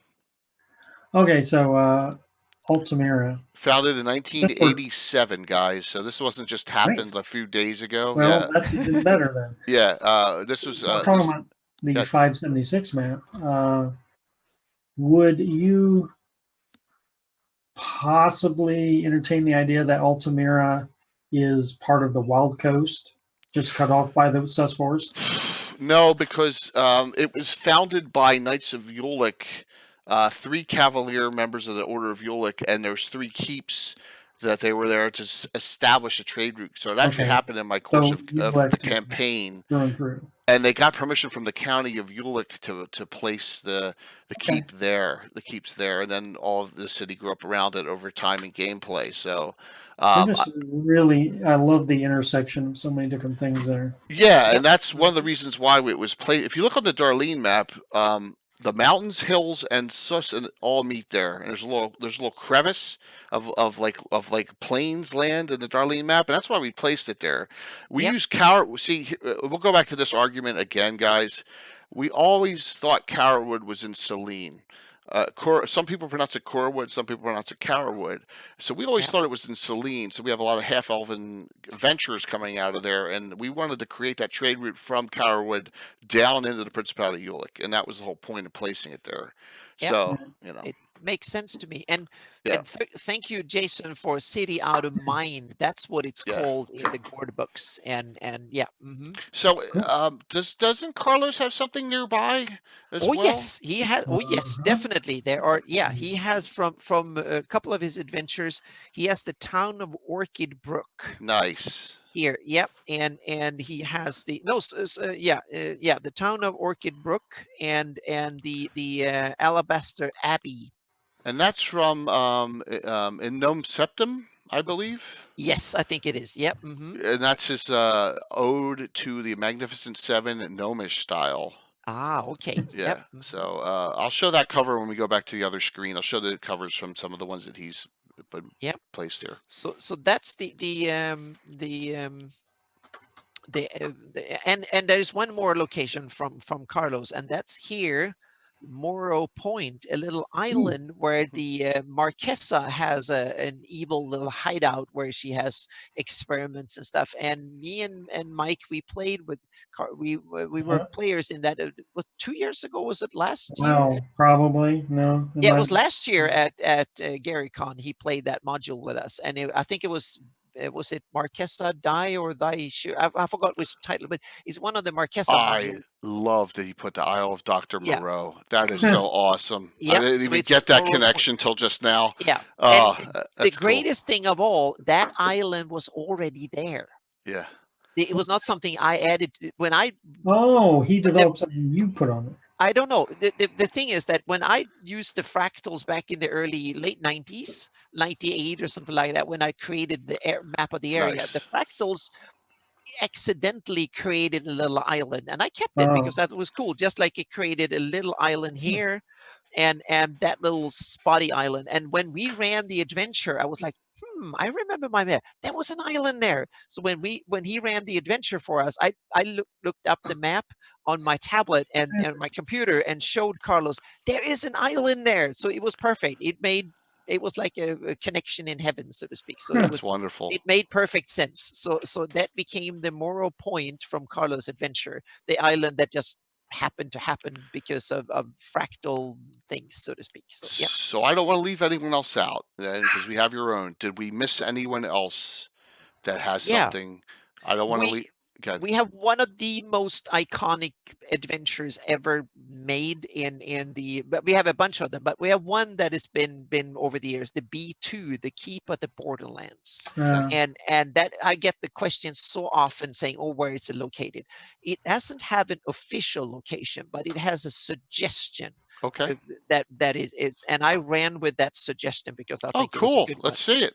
Yeah, we have to go Absolutely down want to know into where that is. yeah, in geometry here we have, here you have the Kendall Keep That's an down yep. here. That's the Keep of the Borderlands. Yep, that's okay.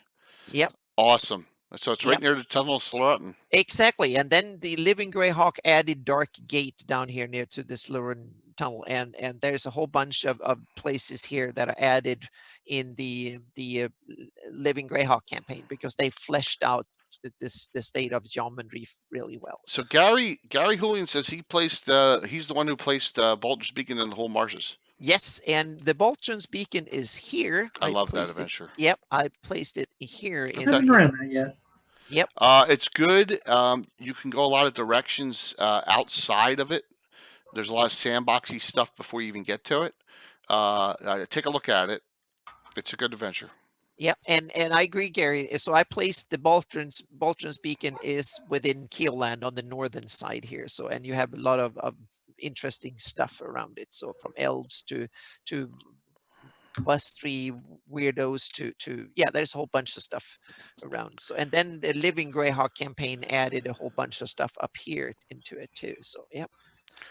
All right, well, we go back to the main screen for a sec. Yep. And what I'm going to do is I'm going to reflip the modules so that Carlos has come up here. Give me 1 second here. Yeah. Okay. So because we see every time it comes back to the first one. So let me do that real quick. I'll start it off with Baldur's Beacon and let it run from there. Hopefully we get through it. Okay. So oh yes. Nice that and I'm honored that I have something on the map actually, but it's really awesome that you know, if you know, the contributions are can be added. So if something makes sense and there's an opening spot, just bring it up, and then Anna can discuss it on our Patreons or there's and the Facebook group and a lot of stuff is that I've found in discussions on Cannon Fire back in the day and on a lot of blogs and stuff. So when I put a note in there and then I kind of make some test balloons and ask around a bit and now it's starting to be really populated, and it was simply my personal taste. I want to have a lot of stuff on the canvas so I can play with, so to speak. So instead of having to come up with it myself, it's awesome to use the creativity and the imagination of a lot of people, but with the kind of common sense. So I try to be some sort of curator of things don't overlap and I kind of have to mix and match a little bit. That's why some of the distances don't measure perfectly, because it's fractals and they kind of play a little bit life of their own, and it's also I have to mix and match many different sources. And another thing is that I don't match that text is my primary source, not maps, because I know from an experience now when I'm doing this professionally for other publishers, as a cartographer and an illustrator, you come in afterwards and you get an art order and you come in often, and sometimes you come in before, so that the text is not written and you often don't see the source, so you just get an art order. Someone tells you this is the way it's supposed to look, and then it might not be sure that they match the text source.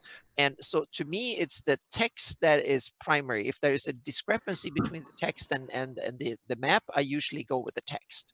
If it's one of the original source that was written by the person who invented it and came up with it. So that's my usual things, caveat. And also sometimes you have different written sources that say different things. One might say that it's so and so many miles. Another one say that they walked over there in a day, and the source might say it's 200 miles and they walk over there in a day. Then I realized that don't match.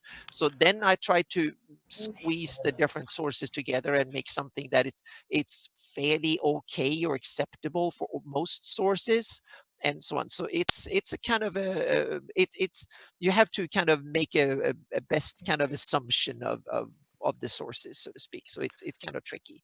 So Anna, Yep. I think you have this placed, and it's going on in chat right now. The Isle of Dread. The Isle of Dread. Hang on a second. No, it's not on this map. It's, Okay. that's Okay. another interesting thing. It depends on which source it is. Okay. There is a little bit of a mix-up because the original intent was probably to put it on the map. Okay. Because they made an island that was roughly the shape and the size of the Isle of Dread. And if you go back to I think it's in the glossography, there is this little black and white map has an island down there that looks like the Isle of Dread. I don't know if that map was made before the Isle of Dread was invented or vice versa, but they look the same. So one is clearly inspired by the other, and I don't know which was the chicken or the egg. And I'm pretty sure that that was the intention of being the Isle of Dread. But for some reason, that island got named, and hang on a second, they got named something else. Let me go down there. And the top one, it was actually named the island of Ruya or something like that. That was named that in some module or something like that. And so what I did was that I simply say, okay, then we move the Isle of Dread off the map so I don't have to worry about it. So I use that one instead of, because the ocean is so large. So I simply say, well, then we move it slightly off to the south a bit. So when I do my Earth model that I'm working on, I've actually added the Isle of Dread like a few hundred miles or so. That's what it was. Okay, you showed me that. Okay. Yes, all right, yeah. cool. So it is there, but it's not on this map. So Gary Julian says it's in the Pearl Sea. Is that where you placed yours? Oh yeah, it's the Pearl Sea, but it's only the northern like 20% of the Pearl Sea that is covered on this map. 80% of it is down south, meaning you have 5,000 miles of ocean down south to play with. So I didn't want to cram in everything on the existing area when there's so much open ocean to play with down there. So we can have 10 Isles of Dreads down there without making it crowded at all. I think it's Keep on the Borderlands 1, Isle of Dread 2 as far as basic / expert sets that people want them placed in Greyhawk. I think they're the top two that I can think of, because in Search of the Unknown, no one has ever really asked me or anyone, or a couple of the other ones, like is Palace of the Silver Princess basic as well? I always forget on that one, but I'm not sure. Yeah, so there's a lot of different ones that are that could be placed but don't have to be, but I think they're the top two. So Mike, what do you want to look at next, man? Yeah, well, first I want to mention that I have a South Seas map on Greyhawkery. Yes. You go to my some of my links at the top, and it shows the Isle of Dread on there. Yep. Oh, okay. Yeah, I did all the research from Savage Tide, or whatever that ape is called, and I got a pretty cohesive chart. That might be something that we have to look into. Maybe we should move the Isle of Dread up and the Island of Ruha down. I'm not sure. But I wasn't a fan of an additional island being added either. It was already there. Yeah. Okay. And I also thought that Isle of Dread might be one of these iconic locations that needs to be kind of a distance away from stuff. You got Isle of the Ape for that. Oh, okay. Yep. Yep. That's as crazy as it gets, right? So the other thing, before we close the book on adding custom campaign locations, I'd like to also direct you again to Greyhawkery. Not to toot my own horn too much. No, that's okay. Yes, you can. Toot it here too. Please do. Put a new post on there today.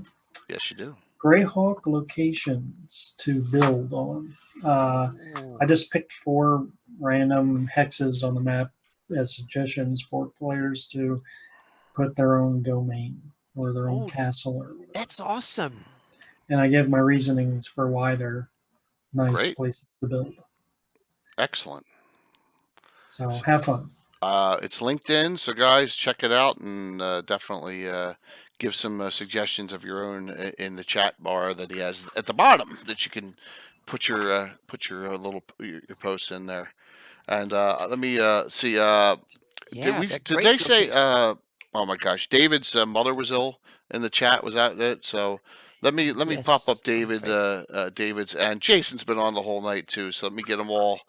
And then I haven't seen Yep. Tommy John, but yeah, our great bloggers out there. Good. So please, Good guys, crowd. check out what they got to write up. It's fantastic stuff. Yep. Definitely. So Mike, where do you want to look at on the map, though, man? Where do you want to go to? I know where I want to go to. I want to see if you want to Okay. go nearby. What? I want to go to Oh, Greyhawk and Shieldlands. Okay, then. Right? We then haven't talked about that, and then we got to do Bandit Kingdoms for Casey. For classic locations. Gotcha. Yeah, let's Start just heading north. hop around a little bit in that middle of. Well, here we go, switching out to non-crash mode, and Yep. also to get a bigger map. And then I start I am. carrying here. Yep. We're doing well still. It's, Yeah. my So- GPU's not peaking over 50% when we pop onto Well, this, so that's good. That's good. That's good. Yeah, it's 1080, so it should be Yeah. the same resolution, so it should work. So here we have the Salinton Valley. At least the first bit is kind of a valley, then it's kind of flatland, and we have the metropolis of Greyhawk, and it's very dead center in the setting. So it's geographically centered, and it's also one of these strategic locations. But we'll see if we have time to go over a number of them. But yeah. Head south a little bit there. I want to Yep. talk to the south of the Abrals. I want to talk about a painful module. Okay. Right, if you go down right on the south of the Abrals, you see 5 locations called star cairns, guys. You see those all those little dots? All right, Yep. they're in this. They're in the Star Cairns Adventure by Sean Reynolds from. Oh God, what year was this? 1998. It's like a mega series, and only I think you have 4 there, and the 5th one's hidden, but you have to locate it. And my guys didn't like it, but I thought it was cool. I thought it was a cool one. I tried to run them and I didn't like them. Well, the Doom Grinder and then Lizard the Mad are painful. Absolutely painful. The Doom Grinder was the biggest, #1 disappointment of mine of all time in Greyhawk. It is such a. I'm sorry, guys. Hopefully, I'm not offending anyone. It's such a dumb module. You know. Yeah. Thank you. It's up there with puppets, Jason. I agree 100%. But those locations of Star, that one's playable. The Star Cairns. It's the worst. Thank you, Gary. It is the worst one. Good. At least I'm not Terrible. crazy here. Is that you have Ghost Tower within that same Yes, vicinity? you're going to head a little bit yes. further south. Yeah. The Ghost Tower is Straight- here by oh, the there coast. it is, right there. Yeah, Ghost Yep. Tower Yeah, of that Inverness is. And real quick, in my Harby campaign, it says the Ghost Tower would appear in during storms. So they actually their ship was going by it once, and this is how I brought it into the campaign. And it was during a lightning storm, and there was no tower there. And then they looked during the storm, and they saw the tower. I ran this Ghost Tower of Inverness only about 3 years ago for my group, and they loved it. So it's a great adventure to tie someone into. It's still I to this ran day- it very recently, like last fall, and Nice.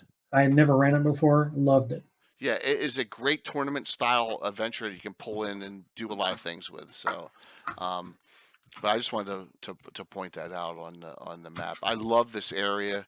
I love the Slavers reference for Harby is fantastic, and it details all of these towns in here, and it really gives you some great ideas in the Yep. Wild Coast too. You Mm. know, Oh, yeah. the whole area And of Wild Coast has given a significant upgrade. I've added the heraldry, and Oh, this I heraldry is kind love of it. cool because it comes from the cover from the box set. And this one fax, someone else figured out that this is the fax. It's part of the Gary's personal heraldry that he used, and then Badwall is one that I invented because I felt that they all needed, so I added that one. Elred is made by someone. Maybe it's on even. I think it's on in the box set. I think heraldry. it is too. I think it's Yep. box set. Yep. But And I think the Cantona diamonds is- were bigger. But yeah. Yeah, and but Cantona, it's added from the. It's not doesn't stay, but there's a couple of symbols that are on the riders on the cover, and so I took one of the symbols and made it into Cantona. And then I Cantona. took I'm sorry, Anna. I was Go going to say Cantona is one of the coolest locations to run an adventure because it has an anti-magic zone around it. Ah, So, yeah. and it has two things. One thing you don't like, it has a lot of mechanical defenses. Like it has almost like a flamethrower. You ever guys see Doctor Mhm. No, the flamethrower vehicle, and Doctor No and James Bond has something similar to that. But and that's out of the Slavers reference. But Cantona spells don't function in Cantona, and we've done a lot of adventures in that area. Pretty cool. Yeah, that's really cool. And then the major shield that was on the shield on the Oh, I love knights that ride on the cover of the box set, he has a dragon with a crown on it, and I assume that was or I took the artistic license and made that into the heraldry of Highport. That could be back a in Dragonelle. Dragonelles Mhm. are red, and the Dragonelle riders come Right. That's out perfect. of Kill Yep, and Lakos, where the yep. Slavers are based. That makes perfect sense. Cool. That's Yeah, awesome. Yep. yeah. So I made that into so now and I also put it so now we have the Lands of Badwall, the Free City of Elred, and the State of Fax, and the Lands of Cantona here, and the Dragonel's Tail. I put that as part of the Cantona here. So yeah. So that's the Wild Coast as it stands in my take on 576. So what else is in the Greyhawk region? Well, the A series is down in Highport, starts there, right? So Mhm. the Slavers series itself, the original A1 starts there. Okay, so the Slave Pits of the Undercity starts in that location. You also have The Slaver Stockade. yeah, Secrets of the Slaver Stockade. That's A2, A3, Mhm. A0 is in this area as well, Yeah. which was done for 4th edition, but it's here.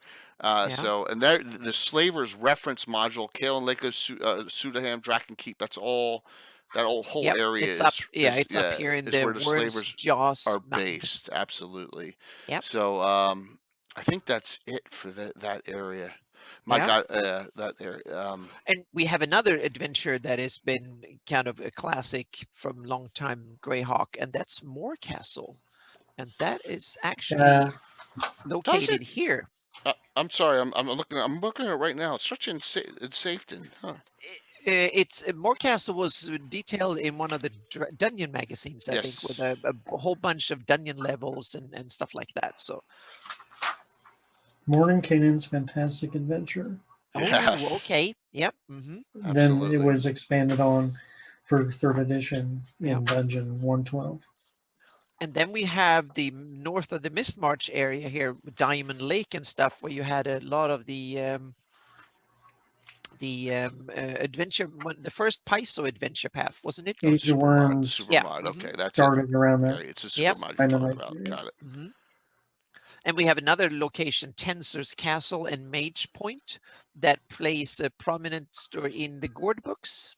There's even a picture of the illustration by Caldwell or Easley. I'm not sure which one, but it's an illustration on one of the pages in the first book of the Gord books, the Saga of Old City, and it's fantastic. So that one is Caldwell, definitely. yeah, from there. I thought A0 started in Pomarge there, Bavix. I could be wrong, but I was looking at it to possibly run it, and I thought it started in the Pomarge. Yeah. So. And there's a bunch of other locations from the Gord books. We have the town of 3 Mile Mill and the town of Fork are from the Gord books, which is kind of cool. There's also But- something that's not marked on the map here near the ruins of Robbler's Keep that we may need to add, Anna. I just caught it. Okay. All right. It's one of the treasures of Greyhawk. Greyhawk awesome. Adventures. Okay. Let me look at the Shroud of Kyrene. I think is the name of it. Let me look. Yeah, keep. I'll. Maybe that's the. Yeah, it's page 18. Let me read up on this while you guys are going. Yeah. I thought that's where it was. It's in that nook. Yeah, you need to spell that. So yeah. Karyne. The map, it says the map pieces have found leads to a secret tomb in the Cairn Hills where long ago a cruel lord forced the subject to build a tomb for his wife. And that secret, maybe that's where I placed it. I'm sorry. It may not be specifically placed. No, it's marked on a map in that adventure. Okay. Okay, Then okay. You're then we right. have a last time to get it right here to before I put it in. So yeah. Huh, Yeah, I'm we su- have the A0 is there is a dark shelf that is mentioned in there, and Nestor I put Mouth that across I put Kiranat. that That in the doesn't make map. any sense why it would be there all the way into Okay. Nyrond. It doesn't make sense, but I didn't. Yeah. I will take your word 100% for that, guys. But we have Yeah. Pickup Dad has an interesting the A0. I think that is the dark shelf, and Danger that Dark one. Shelf Quarry. Yeah, and I put that one down here, and that was a It did, recent addition. Yes, I put it down here, and the dark shelf is actually here. The town of Dark Ah, Shelf is okay. here. Yep, Yeah. and you have Nessermouth here, and it's fairly well detailed. So I put it there, and I also made a trail across, and there is a ferry. I forgot to add the ferry symbol. Well, yeah, these are details that I put on my campaign map. I have tons of more stuff. Well, thank So- you guys for the correction. So that yeah, and even the Philura River is there too, and it's also named in the module. I think yeah. I don't think I made up that name. I think it's in the module. So yeah. So there's tons and tons of stuff here. So I know a few things. Yeah, thank you, Pickup Awesome. Dad. Yeah, I know a few things. Yeah, I've read through most things. The problem is that I haven't run them. I just read them and Oh, dissect all as much geographical information I can get from it. Anna, this is a definite ad, so Okay, yeah, you should. Can you post the name of it? yeah, I'll put the spelling in here, and then I'll yeah. get with you afterwards. But Oh yeah, we need to figure that one out. That's perfect. So we have some so credits. Gary, you talking about in time frame in the game, or are you talking about in real life? Because it was 1987, it was founded, but in game we can say right at 576. Shroud of Carrion. Okay. Yep. Coming year. Yep. Yeah, mhm. right then, because Anna gave a little bit of a. We talked about that and gave a little bit in of real life than in game a time. gift. Thank you. There we expanded. have the. What's the that? Shroud of Turin. Yeah. Yeah. So right at that era, and then move forward to the point where my campaign is post 600 at this point. So. Oh, okay. Oh no need to update your no hateful wars. No, not at all. Not at all. It was a no hateful wars. That's way pre hateful post hateful wars. Absolutely. There it is. Yeah, Jason has a reference to it. That's it. So yeah, and it's not on the map. Awesome. Yeah, I'll yeah, it will needs to be go on added. the map. I'll show you where it should go. Yep. Perfect. Then we can So- we can look at that afterwards. Yep. Yep.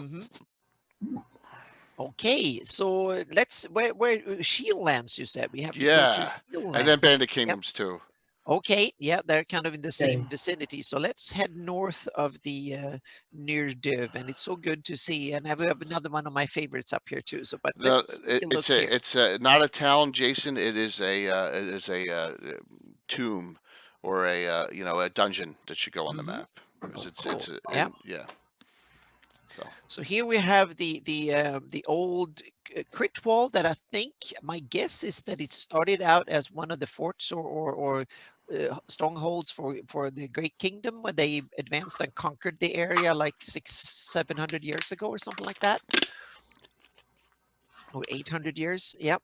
And oh yes, Gribbly mentioned Horn Society, so I just have to zoom out a bit here. Yeah. And yes, because Horn Society is one of my favorite villains, so it's so good to have them on the map again.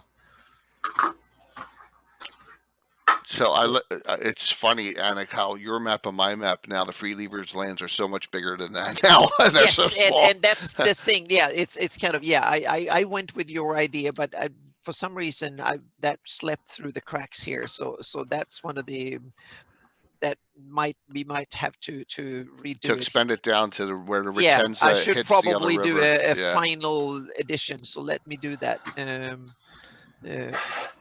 Free Reavers. I put that in the final notes, and we have to Yeah, adapt it's that. cool. Yeah, and there's two interesting locations that interesting, but a couple of them that slipped my when I did first. That was Boulderford and Crabblesthorpe. They are mentioned in the Marklands and a couple of other places, and for some reason I missed them. So they're mentioned here and there and in Living Greyhawk Adventures as well. So they were kind of mentioned in there. So I put them.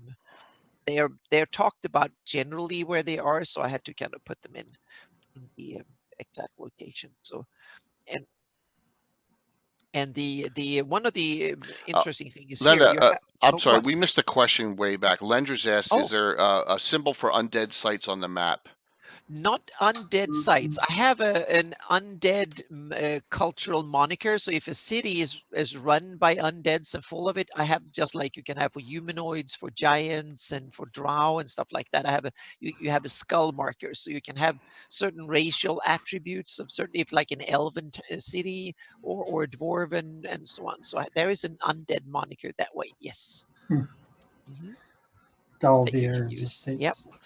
That's something we should look at a little bit on the legend, because we haven't. So, but here in this area, it's interesting. You have the old North Airdy Road that I think was the road that was the northern border to guard the border of the the Great Kingdom. This is as far north as they established a hold, so to speak. And the Stonewall Road is just an extension of the northern or the Great Kingdom frontier that went from Radagast City here and Alhastra and then up this Skirting. way. I have to ask though, shouldn't the Principality of Red Hand go? I'm not sure. I That's part of think the it, Shieldlands. I think that should be changed out to more Shieldlands. The Red Hand doesn't exist until Living Greyhawk era. That's just I that's believe a that's good all part of point. the Shieldlands. Yeah. That's the good point. Good point. Okay. Yep. Good. Wonderful. No one else caught it. So yep. Oh, Well, wonderful. is Red Hand in the Dragon Magazine article on the Bandit Kingdoms? I'd ask Casey. That's actually, I think that's Shieldlands before the invasion. I think it's Shieldlands on one of the Shieldlands map. It's So the just Bandit Kingdoms did not put have up there, but No. there is no big details. presence.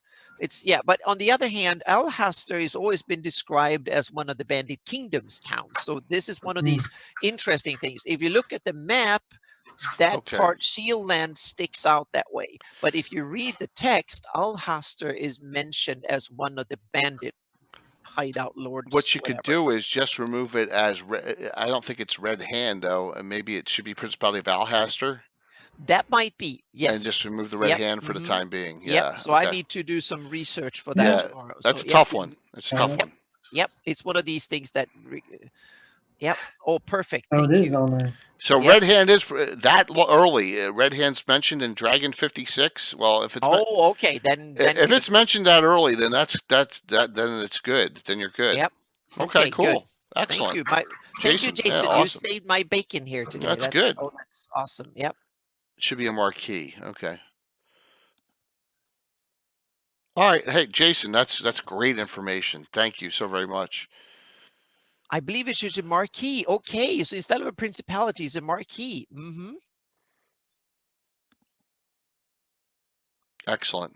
Great coordination and collaboration there, guys. This is perfect when I have the experts here. So this is awesome. This is perfect. Thank you so much, guys. Yep. So now I have notes that will be changed. Yep. And we got to talk about one of the most iconic adventures of all time, sitting right smack dab in the middle of this map.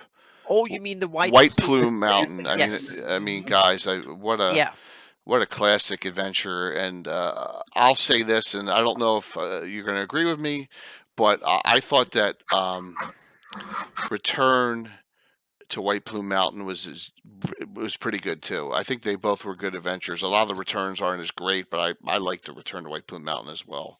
So it's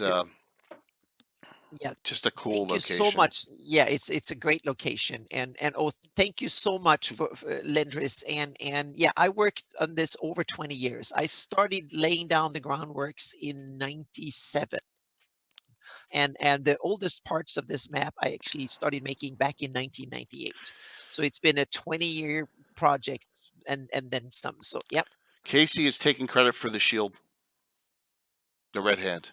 Oh, thank you. Awesome. Because I saw that one started That popping out somewhere. So I I think stole it's that one. So yeah. So it's awesome the way it thank looks. It's yeah, a thank you really so nice much. shield. Yeah. So yeah, I love that shield. So it's yeah. Cool. So these should be the Marquise of Red Hand. Then that's awesome. And we have to just take a look at the biggest or most Yes. interesting geographical feature in the whole of the Flanies, and that's the Rift Canyon. And here I've taken myself quite a bit of artistic license. And we have to realize that when the original maps and descriptions and stuff were made in the 70s, none of the huge, awesome Hollywood productions of fantasy had been done. So when something is described as 1 mile deep, that's kind of a lot. It's like Grand Canyon, but if it's on the map described as 40 miles wide and 1 mile deep, that's the valley of the Inland Empire in LA. And when I can see that from my window here, and it doesn't look that impressive as a canyon at all. So I just realized this is a fantasy world. Let's beef it up a bit. So I say this is something that is 60, 80, or 90 miles wide and 200 miles deep and 500 miles long. So it's kind of goes deep, deep, deep down into the earth and full of nasties down so I took an artistic license and made the Rift Canyon way more impressive than it is. And this is one of the cases where I think Darlene's map made much more sense than the text in a way. And there is another one, is one of these locations. It's up here, not far from it, is the pinnacle here. And this is described as a mighty monolith that is 80 feet high. And that might have been good in the 70s, but if you watch the Lord of the Rings and other fantasy movies, an 80 feet high monolith is not that impressive. That's something that the next village put up in for the next festival, not something that the gods raise in order to change the world, so to speak. So I just put the symbol there, but it needs to be a bit bigger. Oh, here comes my follower. Yeah, this is Minnie. Yeah, sorry. It comes and crash the party. Oh, you can't see this. Sorry, you can't see me. You can only see the text there, or the image. Yep. So that was the little bit of a distraction when it comes to the Rift Canyon. Yep. So, is there any other places that anyone wants to see as we're getting to that point Yeah. where announcements and we're about to wind down a little bit? Yep. Just like any other episode, 2 hours is just isn't enough, right? So, Yep. but we got some cool announcements coming up on filling Yep. some time with some Mhm. other things. So, Yeah. When I'm zooming in here, let me explain a little bit. This says the combination of free lords and the bandit kingdoms Mhm. within quotation marks. And when I give the title of a country, that's what the country's own title is. And the free lords, apparently, this is taken from the Living Greyhawk Gazetteer, and I kind of liked it that the the the the lords in that area, they don't claim themselves to be the bandit kingdoms. That's something that everybody calls them. They want to have a more kind of elevated title. They want to be more, so they call themselves the combination of free lords, and then everybody calls them the bandit kingdoms. So the bandit kingdoms is what everybody else calls them, and what them call them themselves, the formal name is the combination of free lords. And because they don't want to really say they're one country, because they're kind of independent realms, and it's kind of iffy, the legal status and who's under who and who's pledged allegiance to who, and all that. So that's the reason behind it. But I wanted to put the bandit kingdoms there as well as the combination of free lords. So that's why it's the a lot of these places is called the Theocracy of Dimre, for instance, and the Theocracy of Pale and the Duchy of Ten. So these are the formal names that the countries have in their statutes, like the United States of America. It's the formal name of something. Yeah. we got a request to run down to Iron Gate. Free City of Iron Oh, Gate. Can we do that? okay. Yep, definitely. Let's go down to one of the really cool places here. So we go past the Relmore Bay and we go down here to Iron Gate. Yep. Nice. One of the big metropolis here. Awesome. Yep. What changed between this and the 598 map? a little bit. They not so much in the Iron Gate area, but here in Onval, this is before the Scarlet Brotherhood came in and messed things up. So Okay. so the Onval here is actually the Free State of Onval is still controlling the Dragonheads Peninsula. So it was before the Scarlet Brotherhood came in and messed it up, and they occupied Scant and stuff. And I see that Gary has a Verilos should be the near center of the south wall of the rift. That's interesting. So I put that in here. It's good to have all these brains on this on this stream. Yep. You know, to get a lot of Definitely. input there. Yep. So I always like the way that On-Wall like stuck out in this peninsula. Yeah, it's one of these kind of cool geographical features, and it's really cool. And is there a good source for pre-Brotherhood On-Wall is the question.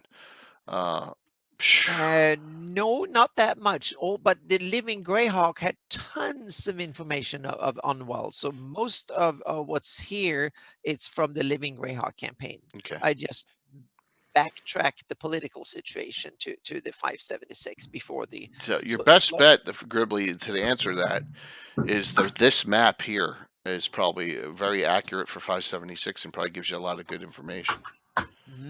Yep. And there is one of the best illustrations of what the city looks like. It's from an article about the Iron Gate in, I think it was in Dragon Magazine, or was it Dungeon Magazine? I think it was one of the last episodes of Dragon. Yeah, and they had that wonderful, awesome illustration of it, and it just looks fantastic. Yep. Cool. So that is, so any. Alrighty. So, then Jason just flopped up a ton of it. Wow. It's like boom, boom, boom. It's like bing, bing, bing, bing, bing. Yep. Oh my gosh. Yep. So everyone, sharing here for a bit here. So yeah, hold on one sec. Back here. There we go. I'm leaning back, relaxing, guys. There you go. As I've been Mhm. enjoying all this. Yep. So, wow, and that's just the tip of the iceberg, guys. Yep. It really is. We got you know, it's so exciting to the 576 map is. I'm thinking that it's a great base for starting. You know, we talk about eras, and that's a great era to start a campaign in because it's so fresh, and then you can run with whatever supplements you want from that point on afterwards.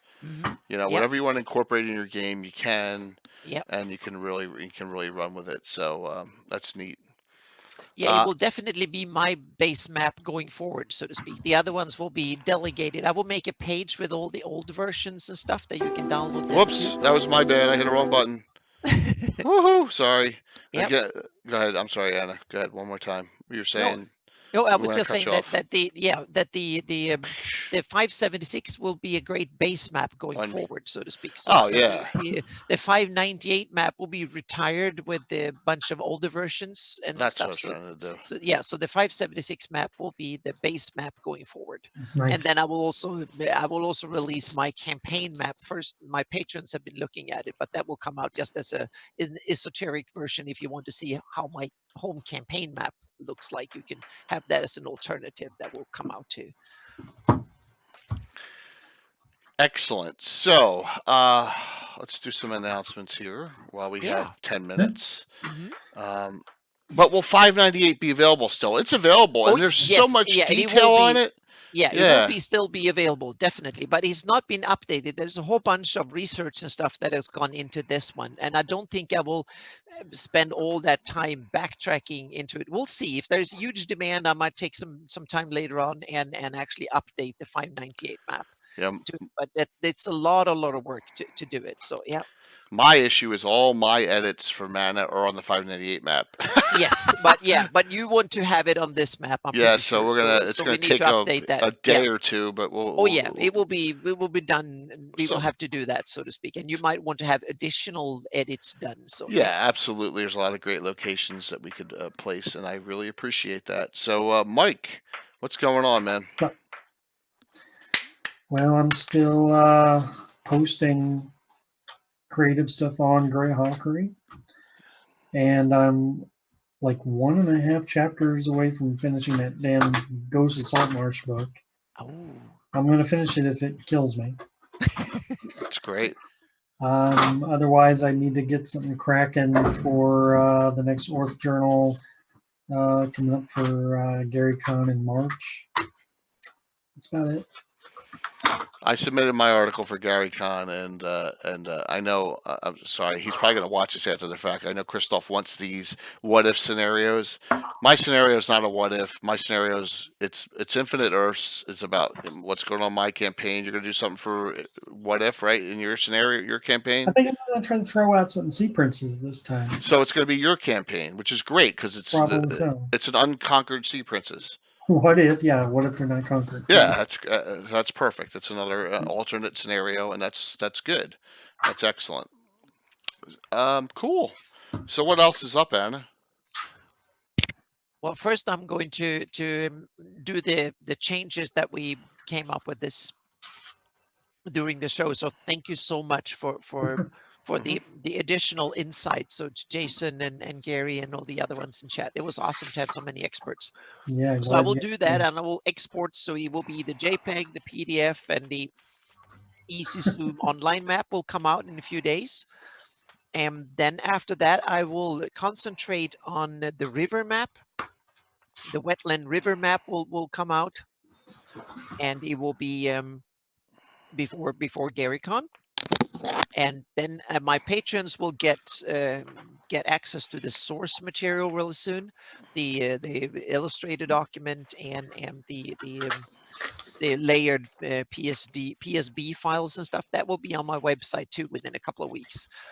And then I have a couple of projects that I'm going to start. One that I'm already announced. That's the Earth kind of reference, and I want to kind of detail the whole planet and a climate study. So that will be underway. And there's also a secret project that I haven't talked about to anyone yet that I will announce at the GaryCon.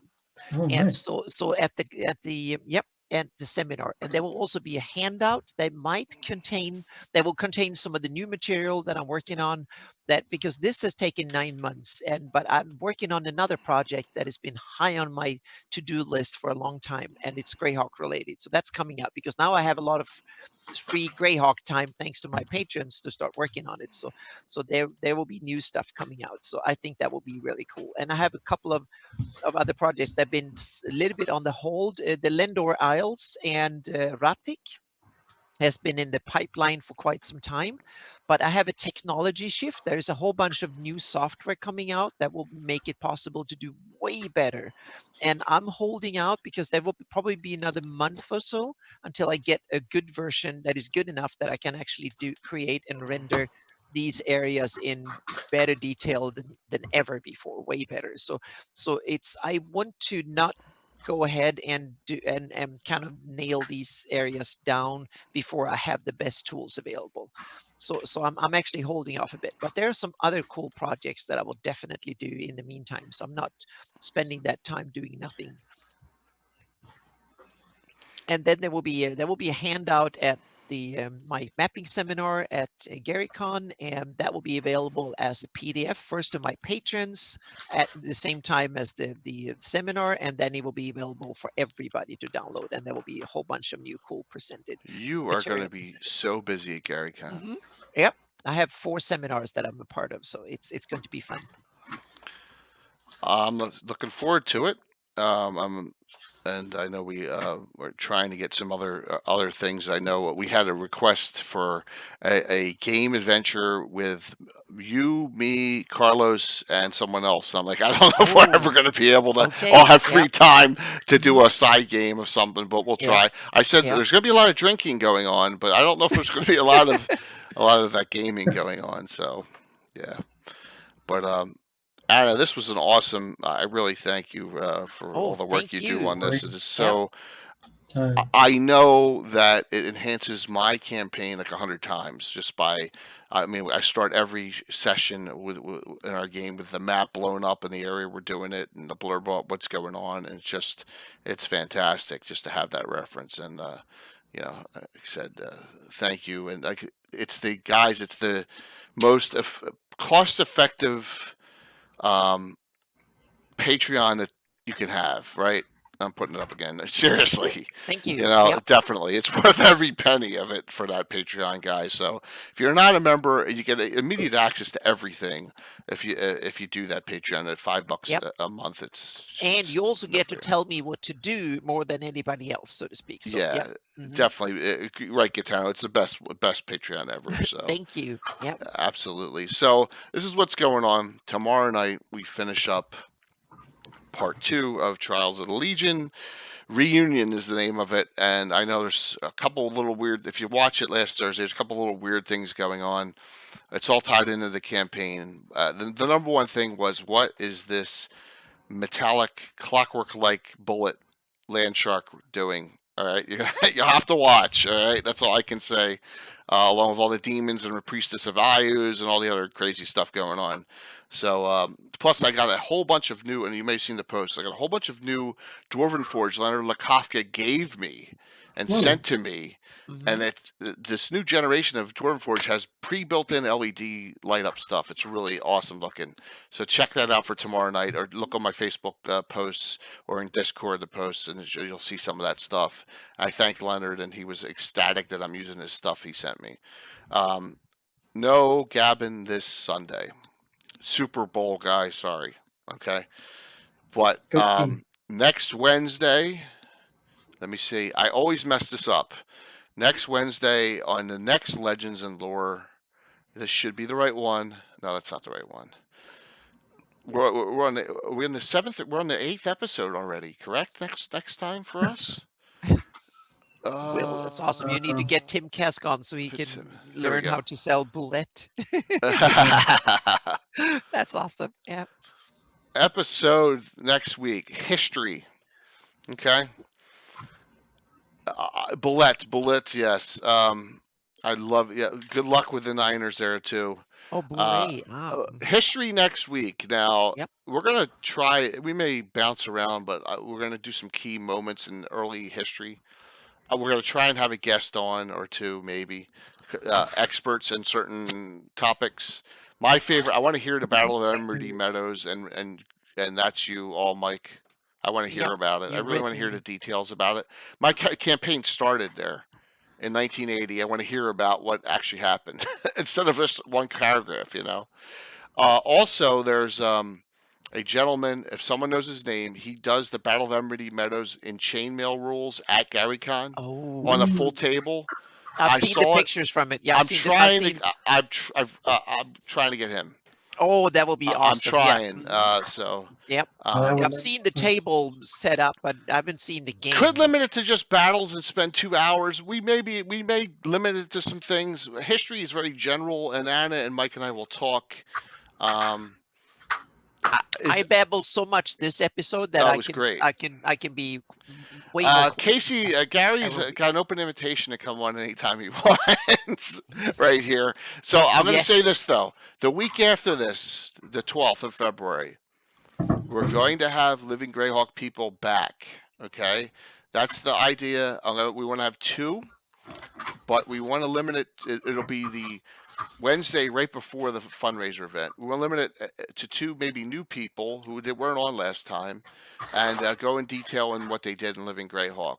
So we're gonna keep on doing that every 2 to 3 weeks. We'll have more Living Greyhawk people on, and we'll discuss what happened, some stories, characters, and their territories, and their as triads as we go on. That way, I mean, that's easy. Every couple weeks we'll Cool. have 2 more on. So that's what we're Yep. planning on doing. Sound good? That's excellent. Good to hear. Now, another announcement. Let me just pop this up. Of course, I'll probably hit the wrong button here. Announce. So Gabbin, the next Gabbin on is the week after the Super Bowl. That's the Sunday before the fundraiser event. Okay. I'm going to have on as many people who are involved in this to really hype this up, show the giveaway items, show what Reaper and Stratagem are giving us for complimentary gifts for large donators, have all the DMs on and talk about each of their games, We did this last year, right before we did the fundraiser event, and it went very well. And we're going to do it again. That's a week from Sunday, just to talk about what fun things in the series. It's all about the Falcon. So I did the Falcon like 16 years ago, and it's post these 3 modules. Okay. So it's basically we're going to have 5 channels doing it. Carlos Licing starts at 4 a.m. all the way through to my game. And Casey's driving down from New England to play in it. Anna's remoting in. It's going to be a blast. So good. We've been pinging. Anna's been pinging Mona for an unbelievable amount of time there. Yeah, but Casey. he said yes that he will come on, but Hey, we Thunder, haven't what's got up? him back, so we can confirm which week. Yeah. So, Yep. guys, thanks. I'll finish up with. I'm hoping we raised $1,000 last year. I'm hoping we surpass that and blow it out of the way, and really have a great 5 shows. Everyone is real excited about their own content, and the story kind of actually links in a little bit. So please, I know 4 a.m. is tough, but and thank you, Jason. Thank you, Tim, for playing in Carlos's game that early, and then we're going to just run through till we're done, probably 2-3 o'clock in the morning when our fight ends, and I think that's about it. So the week after next, one last thing. Next week we go to part 3 of Trials of the Legion. It's Perspective is the name of it. So members of the Legion travel to Walrus Crossing. Anna, you know where that is on my map up there north. Yes. Yeah, and I should add it to my campaign. In map. yeah, definitely. In the Shieldlands to see what has become of the town 1 year after deadly events that took place there. So it's one of the first things we ever streamed. So there's some goings on in there between the Fultians, the Shieldlanders, because the Fultians, Theocracy of the Pale People, are actually, hey, there's open land. So they've been starting to, hey, Slug, what's going on, man? Good to see you. Thank you. He was at Gen Con, and he was at PAX Unplugged. So we hung out with him. Remember, Annie? There was a table next to us. Mhm. Yes, that night. Cool. Thank you so very much. If you haven't followed the channel, please, we'd love to see you do that. We're really cranking up the Greyhawk here. It's all about, like I said, everything is all about Greyhawk. We're trying to do the best we can to get out the word. I'm so love what the direction of the Legends and Lore. I And think you we've had can some great download shows. this map that you looked at annabmeyer.com. Yes, AnnaBmeyer.com as well. Yep. So if you want to put that in Yep. link, you can, Anna, definitely. Oh yeah, in a second I can. So guys, and thank you all for coming on tonight. Like I said, I'll be on tomorrow night, 7:30 Eastern, and run our game tomorrow evening with my. Can't remember if they had a ham sandwich or not. Players, but we'll see as you get Mikey as you get older. It's just the memory goes, So hey, good to see you on there, Mike. Thanks for hanging tonight, and then we'll be on next Wednesday after that because, like I said, no gabbing this Sunday. Super Bowl takes precedent on that. So thank you. I'm gonna run the ad again for the stream, the mega stream charity event. Please, guys. If you can, hop on to any of the channels and just you can either Cheerbit or donate direct. There's a donate button on everyone's channel. Mine's up right now, and the donations are all going to St. Jude. So we'll see you tomorrow night. Now, of course, I can't find the right button here. There we go. See you later. Thank you. I hit the right button. Yay.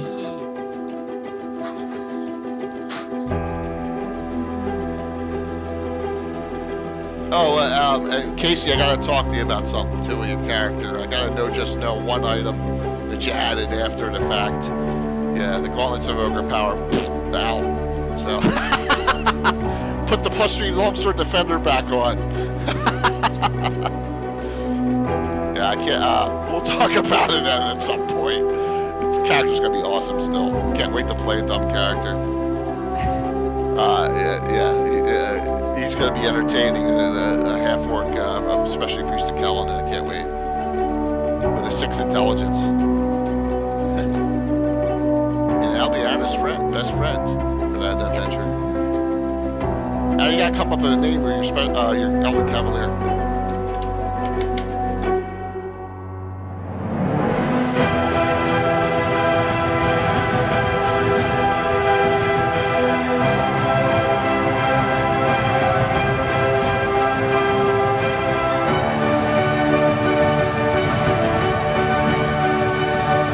This is AS576 map 2, guys.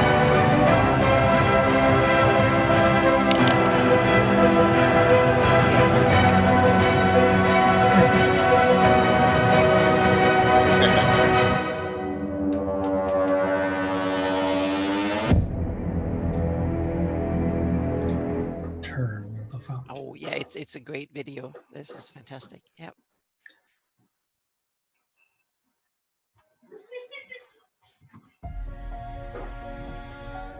There's some of that picture down there in the lower left. That's some of the lit up stuff. Is all the stuff Leonard Lakofka gave me from Dwarven Forge. He never opened it. It was all boxed.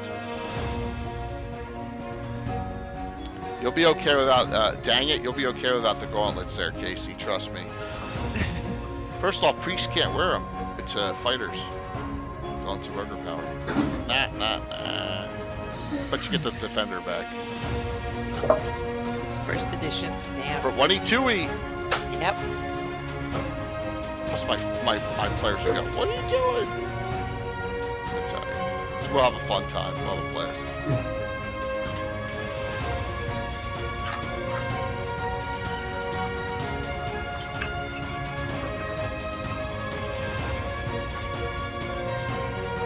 I like it since episode 37. That's great. Yep. And flies. Yeah. Scala, in reference to what? What I run or what we're... I don't write my stuff on DriveThruRPG, but I freely share my stuff. So if there's something you're interested in, it's all Shieldlands based. I can always talk to you off in the future. Return of the Falcon? Oh, this is... So Return of the Falcon, it's 5 different streams. Man, that would be awesome. That's a great idea, though. So, see you soon, guys. Have a great one.